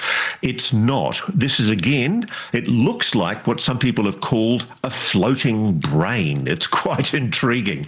And what I'm told is, yes, this is one of multiple such objects that is euphemistically referred to as the jellyfish. Nobody has any explanation for what these are. This is the flying pig. In some cases, they are showing what we call the 5 observables. They're not conforming to normal prosaic objects. They move anomalously. They operate by stealth. They can hide themselves. And they also appear to be operating intelligently, and they have no visible means of propulsion. These really are enigmas. And what I think I would leave you with is the observation that it's quite clear the Pentagon's been looking at this subject now for the last 80 years. They clearly know a heck of a lot more than they're letting on, and really what we are being given, I think, really is the least sensational videos of what I'm being told they're really sitting on. But Ross, what about all the redacted parts of, well, really all the batches, but the fourth batch especially? You have applauded the president on declassifying a lot of this video, but I'm running out of time. What, Mike? Yeah. 2 words to describe the person, the newscaster. Yeah. Oh, Al. She looks like Al Bundy's wife. Who, Peg? Peggy. She looks like Peggy a little bit. Yeah. Yeah. happen next, or at least needs to happen next? I think the redactions are probably very reasonably done. We have to protect sources, means, and methods. And sometimes there are things that we have to protect. We don't want to show the capabilities of our sensor systems, and I can understand why that's done. All right. News Nation special correspondent, investigative journalist, and host of the Reality All Check. right, Ross we got Holt. that one there, but wait, there's more. We've got some videos to go through here. Yes, this is stuff that's going on there. I'm going to get into this one next because this one is different. Actually, you know what? We've got. Didn't you say that? Do we go to CBN next? No. Or do we go to Dr. Phil? Dr. Phil. Daryl, can we get a survey to the audience? This is the Choose Your Own Adventure. Why, What is the yes, next story fellas, you want you to make it cover? a survey. Do we want to hear about how a couple people are debating over a Christian broadcasting network about disclosure, or do we want to hear Dr. Phil talking about it again? Let's let the audience choose. All right. It's like choose your own adventure, but choose your own live stream. I love it. Right. It is the Catholic broadcasting, not the Christian broadcasting. Well, Catholic Broadcasting Network. Sorry. Okay. No, I don't know if it is or not. Catholic. Doesn't matter.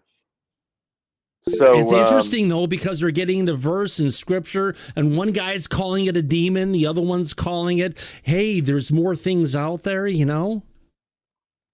we haven't gotten for. Just start the survey as soon as you get it there, my friend. Yeah. Who's the other person? Well, CBN, or we're going to go for Dr. Phil. Dr. Phil on OAN. Is that 1 L or 2 L's? PHIL on OAN. All right, here you go. Starting the poll now. Okay, this is where you get the chance, audience. We're going to give you the opportunity to say, where is this show going to go next? I'm the only person who's crazy enough out there to do it, but I figure, what the fuck? You remember when the Choose Your Own Adventures books came out? Remember that, Daryl? Yeah, I remember the video games. Oh, yeah. Oh, yeah. Oh, yeah. All right, here we go. Where's the audience going? Well, would you look at that? So far, 69% of our audience. I've got a sound effect for this here somewhere. Well, I guess we can go with that one instead. There's the pulsing logo. All right, the pulsing logo. That's the sound effect we play, folks. When we've got a survey going, Daryl. Okay, Google, set a timer for 1 minute and 30 seconds, please. Okay, 1 minute. Starting now. That's the 2 things I use Google for the most. I ask, what is the weather?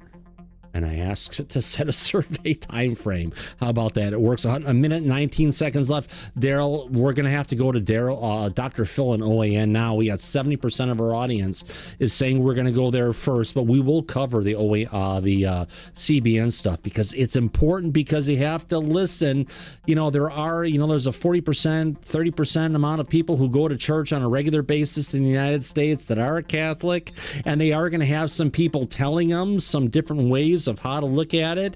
And here we've got 2 different people, one saying it's a demon, one saying no, it's the creation of God. You never know where it's going to go. But on that front, there is no way it's going to change it. 71%. So far, 75 votes in. We got those 77 voters, Daryl, who always give us a time frame.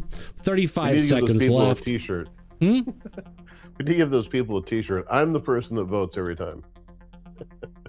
Well, there we got the 77 votes in. We always get the 77, getting to 90 or anything beyond it. But I appreciate the people who voted. Don't forget, people who are watching on television. By the way, if you watch us on Google TV or Apple TV, the picture quality is fucking insane.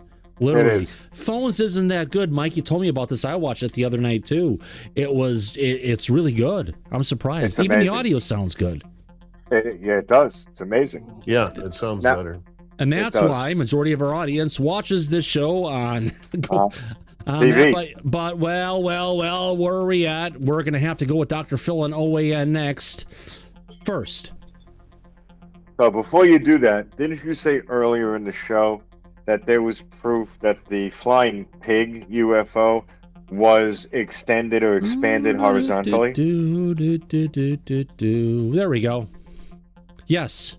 Go ahead. We're talking about the flying pig video that was out there, the one we covered live on the Disclosure tonight on 2 shows. What they found out, Mike, was this little object that's at the top of the viewer here was actually twice as wide as it should be. Really? So they took the object itself and stretched it down to where this little marker is the proper size. And we went from something looking like a horrible boar to looking like Miss Piggy. Yeah. I'd like to know what the actual size of this object was, but they're not going to, of course, tell us that. Well, they said 12, 15 feet tall. 15 feet tall, and it was maroon. But don't forget the eyes and everything that you're seeing.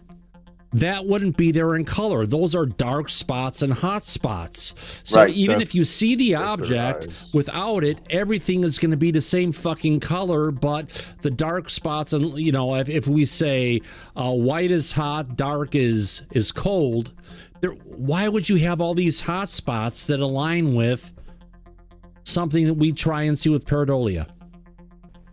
Yeah, unless it's a mylar balloon and it's getting the sun on those edges. But the problem with that is a mylar balloon or any balloon, Scooby-Doo, unless you put a rigid frame in there, you don't end up with a balloon that looks like that. No, especially when you're at higher altitudes, right? Right. And air compresses. It does.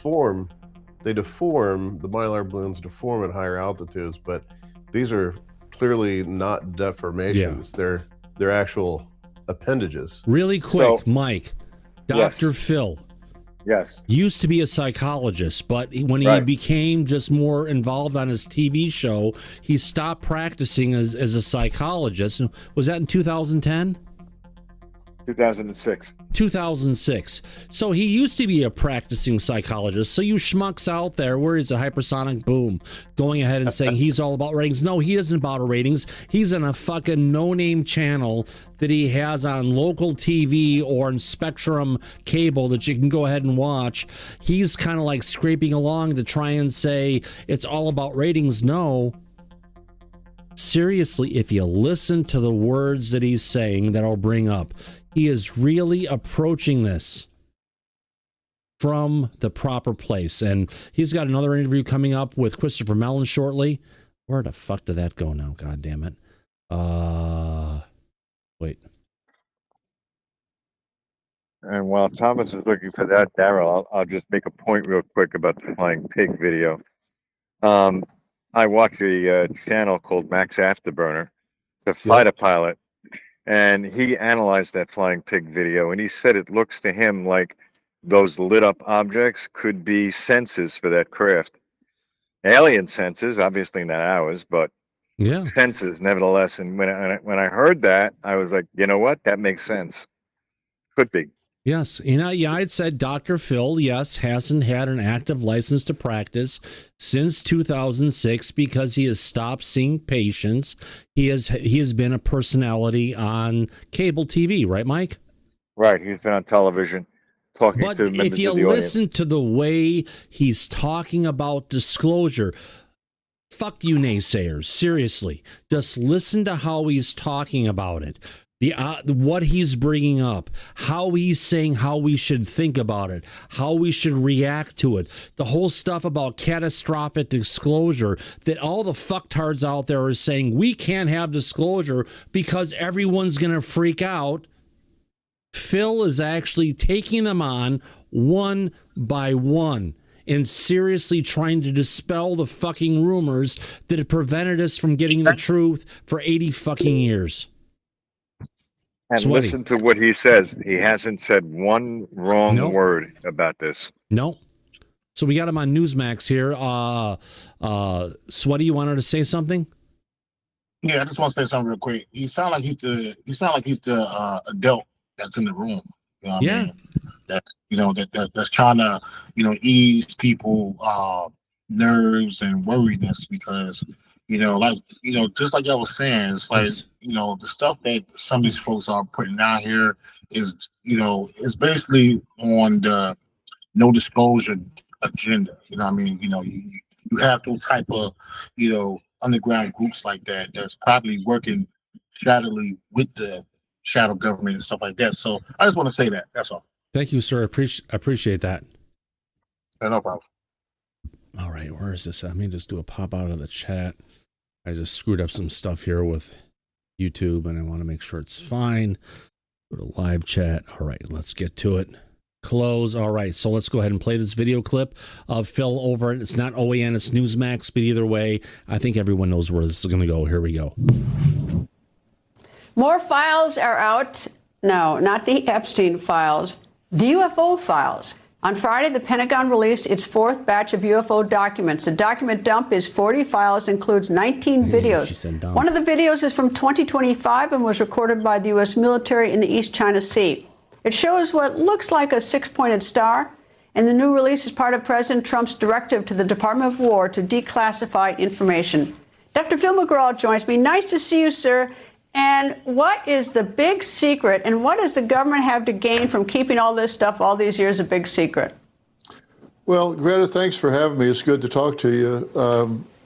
That's a big question, is the why. And, one of the things that is important is that we do inform the American people about this stuff, because a lack of information creates anxiety. It creates people saying, what's going on, and why are they hiding this information from us, which they've been doing for almost 80 years now. And not only have they been hiding information, they've been misdirecting. I mean, we now see in these documents dating back to 1947 where they've been actively debunking things that they know are true. So not only have they been hiding the information, they've been saying, look, nothing to see here, folks, when in fact they've had major budget activity within agencies investigating things while telling the American people there's nothing here to see, when in fact there is, as we now know. Well, I don't get it. Why do they get to know and we don't? I mean, we're the taxpayers. That's what I don't understand. And 79, 80 years is just, to me, is beyond anything. I just don't. I don't get the arrogance of the government. I don't know, what do they think? We're all going to go. We're all going to start running and jumping off buildings or what? But I don't know. Well, here's the thing. By the way, what is it? What? Go ahead. No, I want to just underline and amplify what you're saying. When these people get elected to government, they were in regular jobs just like everybody else before they were sworn into office. They weren't imbued with any wisdom or vision before they took that job. Why would we substitute their judgment for our own? We're not entitled to know strategy and tactics in a war action or even an economic or crisis management situation. That's not what we're talking about here. This is something that could reorder the entire universe, human exceptionalism. This impacts people's religious values and belief systems, everything. And we are entitled to know this and certainly not be misdirected about it. What this looks like, what I'm looking at on the screen now, I take it that some of the video looks like a wind field of some sort, windmill field. Are we alone? I mean, have you any thoughts on this, or even what the six-point star-like thing is? Well, here's the thing. I'm so glad you're asking that straight-up question. What we know for sure, I'm convinced of this to the core of my soul, there are unexplained phenomena. And let me be clear about this. There are things for which we have no technology to explain what we are seeing on gun cameras look, what they've allowed to be shown are things where you've got some guy that's too drunk to fish showing up with a gimme cap on, and he's saying, I was abducted and anally probed. We've seen all of those year after year.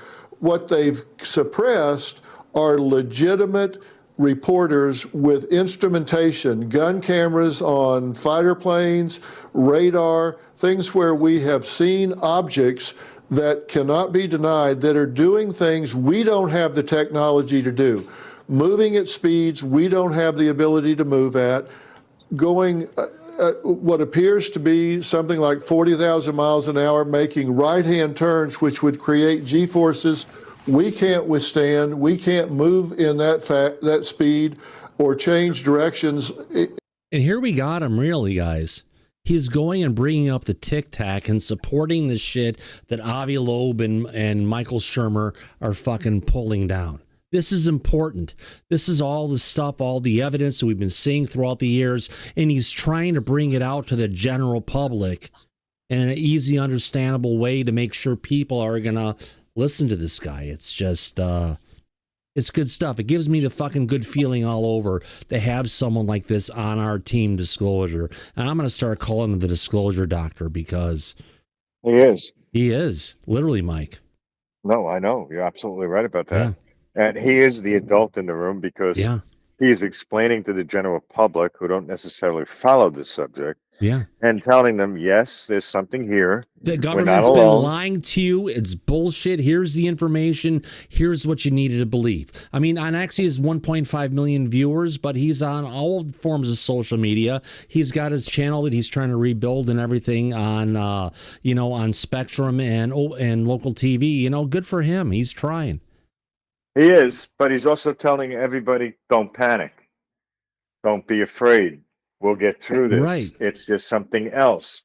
So he's dealing with it like an adult, not like some of these other people out there. Well, a lot of the people in social media don't act like adults, but he is the adult in the room. And thank God he's worked with Lou in the past and he's got the right message that he's bringing across, because there's going to be plenty of the people who on the other side that are going to give us his bullshit.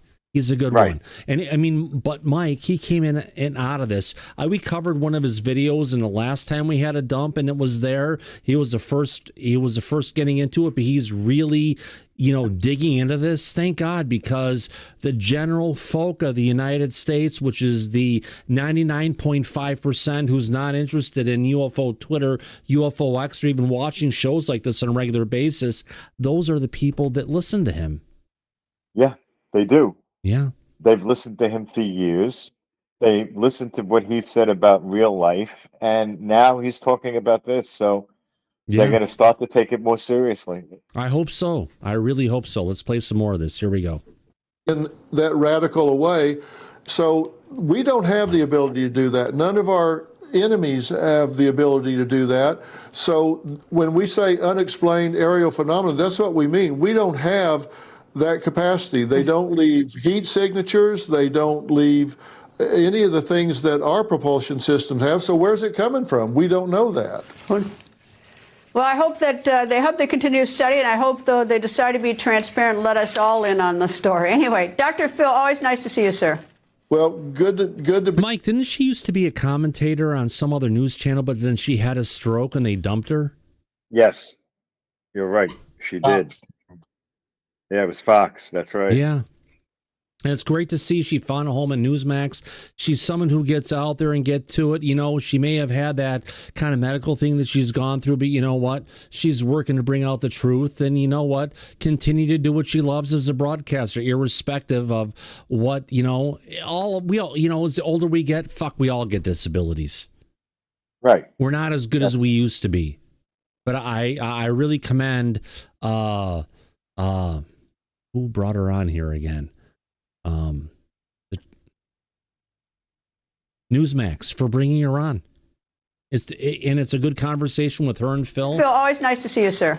Well, good to be here, and I'm talking about it because I want to deal with the psychological aspects so people don't freak out about this stuff, and they understand that there's going to be a way to deal with this. Everybody stay calm. We'll get the information. Thank you, sir. I think right there, that little clip with Greta, that's the one we're going to play a lot of times. We're going to give an intro, the latest words from the UAP, from the UFO doctor, UAP doctor. Yeah, I'll call him UFO doctor. Why not? Or Dr. Disclosure. That'll work. Oh, right? Yeah, right? I agree. Yeah. Wholeheartedly, yeah. All right, so this is the other one. I said we're gonna play anyway. It's 8:01, but you know what? I want to play it. We can cover it tomorrow. But for those who are the hardcore Disclosure Tonight watchers, we got 491 still watching. Do us a favor, folks. If you're watching the show, you've had a great time so far. What do we ask you to do, Mike? Oh, please like and subscribe. The cost of subscription is, as always, free. Yes. And with that, we'll give you a double your money back guarantee. Can't get any better than that, my friend. Yes, the cost of subscription is free, but we'll double that if you don't like the show. But you know what? We appreciate that because YouTube goes ahead and takes the measurements of how many thumbs up I get and how many people actually subscribe to the channel. And based on that, they spread the Disclosure Tonight love with everybody else. And I really appreciate everybody for the love and support you give us. And if you give us a thumbs up, it's great. If you can give us a subscribe, we're on our way, Mike, to 18,400 subs. We're almost there. Yeah, we're getting there. Oh, God, yeah. We're taking 100 subs at a time, my friends. And I appreciate anybody who could subscribe to us who hasn't subscribed before. We try to give you a good time. So let's get in this one. This is coming from the Catholic Broadcasting News. There you go. And you're going to get a flip-flop back and forth on disclosure from the religious aspect. And I look for this stuff to go ahead and cover it because disclosure, people are going to turn to a bunch of different areas. I love to get some not Jewish pastors, Jewish rabbis. I love to get some Jewish rabbis or some people from different religions and different areas to come in and talk about it, because a lot of people, Mike, are going to go back to the roots of religion to say, how should we deal with this, right? Right. Oh, of course. Because is it a challenge to our belief, and how should we think about this? And it's a real. This is more of a what do you call it? Not psychological, but physiological. Physiological. Thank you, Daryl. You're welcome. It's the physiological approach to this, so we're going to get into it, and we got to cover it and see it because a lot of our friends and family and other people may see some of this stuff. So let's get into it. And this is, could be some of the direction they're going to get. And it's going to help you talk with them and understand, help us understand how disclosure is coming across in all these different areas, because it's hard to know until we hear the people who are doing the preaching to get us there. Here we go. Well, the Pentagon just released a new batch of files related to UFOs, and it included some really interesting findings. In one report, a military aviator said he saw an object that was unlike anything he had seen before. And Raj Nair is joining me here to talk about this. Raj, before you give me some comments, let me read what this aviator said. He said, quote, "I noticed an object with flight characteristics unlike anything I had seen in my 28 years of performing for the Air Force and Navy. A small object was below us and appeared to be traveling in a straight line opposite our direction at high speed. I tracked it for 10 to 15 seconds before we turned on the recorder to provide the attached video." So there is video evidence of this, Raj, out there. And just to continue the quote, he said, "When I zoomed in to try and achieve more resolution, the object speed took out of my FOV and I was unable to reacquire even at a lower zoom. Upon analysis after the flight, the object appeared to be rectangular. Others with equal or more experience were also unsure as to what this object might be." Now, Raj, these reports, this is obviously, we are on a number of drops now, and this is not the last one. There will be more. It is really interesting when you see people who have had almost 3 decades of experience say, "I've been in the skies, I've flown a lot, I've seen nothing like this before." That does give me, if I pull back, okay, from any other opinion on aliens or UFOs or anything, it does give some pause, does it not? It makes you wonder, well, what in the world are people seeing? Mm-hmm. Well, this specific drop had 40 files. I went through them. There were, 14 documents, 3 images, 4 audio files, 19 videos. Went through them all. Per usual, they're kind of grainy. They're kind of hard to see, kind of hard to make out what's going on here. There was one that I think if we're going to play, let's play it on so you can see the one that's kind of like, flying pig what again. The heck is that? Looks super weird. Like a misshapen balloon. Yeah, you start zooming in on it. It kind of looks like a weird pig thing. I don't know what that is. Well, actually, Raj, just because I have the quote here, I believe the one you're talking about, this is a quote from a Navy crew member in the report. They said, structurally, it appeared as large, somewhat deformed balloon, but we were unable to verify that as we passed at the merge. So, yeah, it's a very strange image. So here's the thing. This is happening. There is something strange happening in the heavenly realms when it comes to interdimensional beings, crafts that don't use propulsion systems, that defy the understandings of physics that we know it as of right. Hold on a second here. We've got Catholic Broadcasting Network talking It's actually about Christian. A Christian Broadcasting Network talking about interdimensional beings or interdimensional ships. That's important. It's really important. Here we go. But I think a helpful place to start, and I think maybe I get the idea of people saying, oh, it's kind of just lazy when Christians say, well, that's angels and that's demons. I get that. But I think, having thought about this a lot, I think there's more to what Scripture says is happening than we sometimes may be allowed. Now, some people have different opinions about this, but a book that's kind of making its rounds now is the Unseen Realm by Michael Heiser. Dr. Sean McDowell's talking about it. It's becoming more mainstream, which is, if you actually read what the Bible says about the spirit realm, there's a lot more going on if you let yourself see what the Bible is saying that maybe we quite realize. If you actually let yourself read Scripture, the way that the Bible paints the heavenly realms feels a lot more like the canon of the Lord of the Rings, right? Where there's the Maiar and there's like these like different levels of beings in the heavenly realms. I think it's important for us to read Psalm 82. It's literally just a few lines, but I think it allows us to be like, okay, maybe what's going on here is simply the heavenly realms revealing itself. Because again, I go back to the idea, if this is an alien race in the sense that some beings traveled trillions of miles away and acted like this, it doesn't make it's like, why are you being super sketchy and like not just talking to people? Why are you being like super shady? And it just doesn't make it. And then you're just kind of floating around for 80 years. It just doesn't add up. If it was, again, a class of beings from trillions of years away, I don't think this is how they would react or how they would act. But I go to Psalm 82. And if you're watching this and you're trying to figure out what's going on, I recommend Psalm 82 because it's really interesting. And to me, it gives us a lot of perspective. It says this, think about this. And I know that the tendency, the knee-jerk reaction is to say, well, that sure sounds a lot like polytheism, what Psalm 82 is about to say. And it's all over the Bible. It's not polytheism. There is one God. His name is Yahweh. He is eternal. He is the Father, Son, and the Holy Spirit. He is the Lord of... Really quick, sweaty nerd, you have your hand up, my friend? Yeah, you know what? I like how he was quoted Lords of the Rings and everything like that with different realms.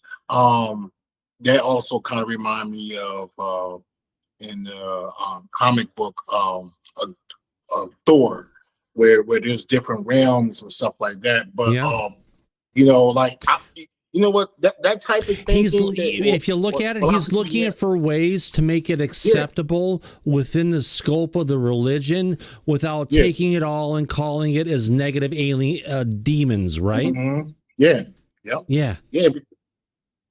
Yeah, because like that way of thinking, or how should I say, like his philosophy on that, that's always been my type of philosophy in a way. You know what I'm saying? Because it's like, like you got interdimensional beings just popping in, popping out. You know what I'm saying? And like you said, they're traveling thousands and thousands miles, millions of miles away. They could be, or they could just be popping in as a extra dimensional being using a craft that uses extra dimensions to get here, but they're here because they're just that advanced. And you know what? They may be, because their civilization, their creation, they may have been around for millions of years beyond humans, and that's okay. Yeah, that is okay. Yeah. Thanks. And at least we're seeing this now. There is some kind of an acceptance going on coming from some areas of religion. And trust me, we're only seeing parts of Christianity, but I would love to get part of Buddhism, part of Hinduism, part of any of the other, Judaism, or part of Muslim, to go ahead and talk about this, because it's something that affects the entirety of our planet, not just a small section. And a lot of people are going to have different people like this that they go back to get to the truth. Yeah, and you know what? To always go back to Ezekiel's will. You know what I mean? Like that right there. If anybody who studies the Bible or who has a big faith in the Bible, if they ever come across that saying Ezekiel will, yeah. That shit right there, kind of put two and two together. But I digress. Yeah, that's fine. Great conversation, my friend. Let's finish this off. Here we go. Lord, the creator of the heavens of the earth. But that doesn't mean that he hasn't created other beings in that heavenly realm. Listen to Psalm 82. God presides in the... So now he's coming up with the reason that there may have been other life forms created outside of Earth. Assembly. He renders judgment among the gods. How long will you defend the unjust and show partiality to the wicked? Let me skip down a little bit. The gods know nothing. They understand nothing. They walk about in darkness. All the foundations of the earth are shaken. I said, you are gods. You are all sons of the Most High, but you will die like mere mortals. You will fall like every other ruler. That sure does sound like there's a lot more going on in the heavenly realms, in interdimensional space. And I think the Bible allows us to think critically about what's actually happening. In my perspective, this lines up perfectly with Scripture, that at the end of days, there would be kind of an unveiling, a removing of God's hand, and an opening up of the reality of, you talk about Nephilim and all the other things. I'm not going down all those rabbit trails, but I don't think this even remotely should untether us from Scripture. In fact, I think when you look at the Bible, what you see here is actually kind of everywhere. If you allow yourself to see it, I know it's kind of disorienting, where it's like God talking about these like mini gods that he's going to judge and stuff. But I think what's happening here is that there's... Just wait until you bring the book of Enoch in this. It just changes everything. Simply is an all creator, the Alpha and the Omega, the beginning of the end, the author and the perfecter of our faith. But in the spirit realm, he created other entities. And I don't think that should shake us at all. And so to me, I just think you're seeing an unveiling of that. Because again, if this was an organism from trillions of miles away, I just don't think it would act like this. But I'll give you the last word, Billy, because you are the resident alien expert. You've made a whole documentary dealing with this. So what do you think it is? Yeah, and by the way, people can watch Investigating the Supernatural, Angels and Demons. You can watch that at cbn.com/supernatural. We talk about this alien issue in there. You're really talking about, is this kingdom of darkness, many of these things that we're seeing, are these demons, right? That's what you were speaking about before. I do think, to your point, when we look at Ephesians. And there we go again, calling the things we're seeing in the sky as demons, rather than opening our eyes to so much more. That's the problem we have to avoid. 6:12, for our struggle is not against flesh and blood, but against the rulers, against the authorities, against the powers of this dark world, and against the spiritual forces of evil in the heavenly realms. We know there's a lot going on that we can't see. And so it does feel like this is intensely spiritual, right? It feels like that's what we're seeing happen, that these spiritual dynamics. It's existentially consciousness based. Spiritual, you want to take it and throw it within the realms of your religion? No, it's consciousness based, which exceeds well beyond religion. Pouring over into the physical. And in the film, we talk about some of the reasons why Hugh Ross, an astrophysicist, he says, look, these can't be physical items or beings or spaceships because well, they are. Deal with it. Take your writings from 2,000 years ago and adapt it to what we're really seeing today. Variety of reasons. And so we deal with that in the film. We can't get into that now. We don't have time, but I do think you have a lot of schools of thought on this, right? You have, this is just straight demonic. You also have people. I called that as a Christian Broadcasting Network, Stephen. Someone said it was Catholic, but Daryl, it's actually Christian, right? CBN? Correct. Thank you. That's correct. Would say, well, it's Kingdom of Darkness. But let's leave the small details aside. This is Catholics the are Christians, picture. according to Catholics. So what? There you go. Catholics are Christians, according to Catholics. Exactly. But there are other demonic creatures, right? They're not necessarily just fallen angels, or you brought up Nephilim, which we talk about in the film as well. There are a lot of theories on this, and I think we have to be comfortable with mystery. These are the Nephilim. Yeah, those were the ones from the Anunnaki who came down and mated with humans, right, Mike? Yeah, they like to hump humans. Yes, and that's what created the giants. And that's not from the Bible. We're talking from the statement, the things that came out of the Anunnaki and stuff out of ancient Samaria, out of the Sumerian tablets. Right. So he's talking about demons. But they're not demons. No, they're not. But according to him, they are. So we know that God or demons don't need a starship. Bingo. Yahweh does not need a starship. Neither do the demons, neither do the angels. Nobody exactly. Does. Right. So right there proves what he's saying is bullshit. Yeah. Mm-hmm. Exactly.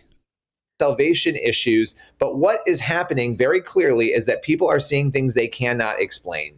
And in those explanations, I think we would call them saints, right, Mike? Yeah, why not? If we're seeing things we can't explain and it's positive, we'd call those things saints. Yeah. But I'm not so sure these things are positive. They're not even close. People are desperate for answers. They want to know. And I think sometimes we have to be comfortable not knowing exactly what's going on. But because you never know what's exactly going on with Christianity, because you're dealing with books that are over 2,000 years old and people making interpretations of them 2,000 years later, right? Right. And they're using that to go ahead and spin you in, to go ahead and give them what? Money. Psalm 82 is 2,800 to 3,000 years old. And the passage that he described, the word that they used, that he was talking about gods, is actually Elohim, plural, which can refer to spiritual deities or human magistrates. So just like so many words in the Bible can be used 3 different ways. So they're taking it and twisting it for their own scripture. Right. That's how it always works, Thomas. God, I'm in the wrong business. But I have been. Yeah. The reason I'm in this is to make sure this doesn't become another fucking religion, because we have enough and it's screwed up humanity enough. Just saying. To me, all of this points to a higher power, and I believe it points to the God of the Bible. And to your point, the last thing I'll say, Raj, is that there is no conflict between people seeing these things in the spiritual realm pouring over into the physical and what we see in Scripture. Wow. Mike, Daryl, talk about this for a second while I hit the head. Sure. At least I'm honest. No, it's quite all right. Yeah, and he's yelling in the background. You hear this? Yeah, he's right? talking about national security. Too much national security. I don't know. Oh, of course, he's got to drain the lizard to get the national security back out. Yeah. Yeah. So this schmuck that's going on about demons and Elohim and on to scare the living shit out of people who are religious, it's a bad look. It really is, in my opinion. He's just trying to manipulate. But it is good, I guess, that it's being talked about on the CBN network. The fact that it's coming up at all is, I think that's a positive thing. And people will see through the bullshit if there's bullshit, because eventually it'll be right in your face. I really agree with that. As a Christian that comes from Philadelphia, right, and comes from a Baptist church, my family would be more inclined to listen to the channel, right? They may not agree with everything that's going on, but then they're going to go back to church and talk about it. So this is another step, and it's a big step, as well as Dr. Disclosure. I think we're moving forward here. I just think that we need more transparency and cooperation from the government. Because we put them there. We put them there. You know, Ryan they work for us. has an appropriate comment at this moment. Yeah, I just want to say, let's not relieve any religions out. We cannot forget about the Hare Krishnas. Oh my God! You see at the For airport. fuck's sake. And also, where's a little fucking clicker? Click, click, click, click, click, click. Let's you know, they had it, Mike, back in the 70s. If you had a clicker and it was a noise and Hare Krishnas approached you in the airports, if you've made the noise with a clicker, they had to go ahead and retreat to their particular areas. So if you bring up Hare Krishnas, my friend, you are in the wrong place. what about the Jehovah's Witnesses too? Oh my God, they're even worse. Yeah. But they do have a lot of hot guys who are very homoerotic, who ride around on bicycles all the time in very tight-fitting clothes. Well, I'm just saying, gotta include everybody. Thank you. They have a space component. They have a space component to their religion as well, I believe. They do, my friends. They do. What a great show. What a great opportunity to hang out with friends. Just look at that. We're at 8:23 already. We've been through 2 hours. Wow. Who would have thought that would happen so fast? Oh, yeah. Great times. Oh, it was a good conversation, and we covered a lot of different things. So it was fun, and it went by quickly. Yeah, by that sound. Yes, Mike. We got at least we got one super chat in tonight. We got one from T-Bone. He stopped in before the show even started and said, "Hey, folks, Thomas, chat, have a great one. We're a fan-funded program. I want to thank T-Bone for that wonderful super chat tonight. It would be the same without him. Would it be, Mike?" No, not at all. We No? appreciate the support. Oh, God, yeah. We appreciate the love and support that we get from our audience. It's wonderful. You know, it's Happy Monday. We're on our way to Disclosure. Some little hiccups along the way, but you know what? We've got plenty of news to talk about, and I think Michael should hopefully have something to talk about tomorrow. We're playing it day by day. We are. But we'll be here. And we'll bring same out... bat time, same bat channel, my friends. Absolutely. Yes, Ryan? Ryan? Hello? Are you there? Ryan? You have your hand up. Ryan. He put his hand down. God damn. Claws on shit. Got it. On that note, we want to thank everybody for coming out to this episode of Disclosure tonight. Happy freaking Monday. We'll see you tomorrow, Tuesday. Yes, because the news continues. And you know what? I want to thank everybody for coming out here on a regular basis. You guys are awesome. And as we usually say at the end of every episode of Disclosure tonight, not that one. Eyes open, no fear, be safe, everyone, but on. Go back to Party City where you belong. Go back to Party City where you belong. Absolutely. We'll catch you in the flip side. See you tomorrow, everybody. Have a great one. Take care now. Bye-bye.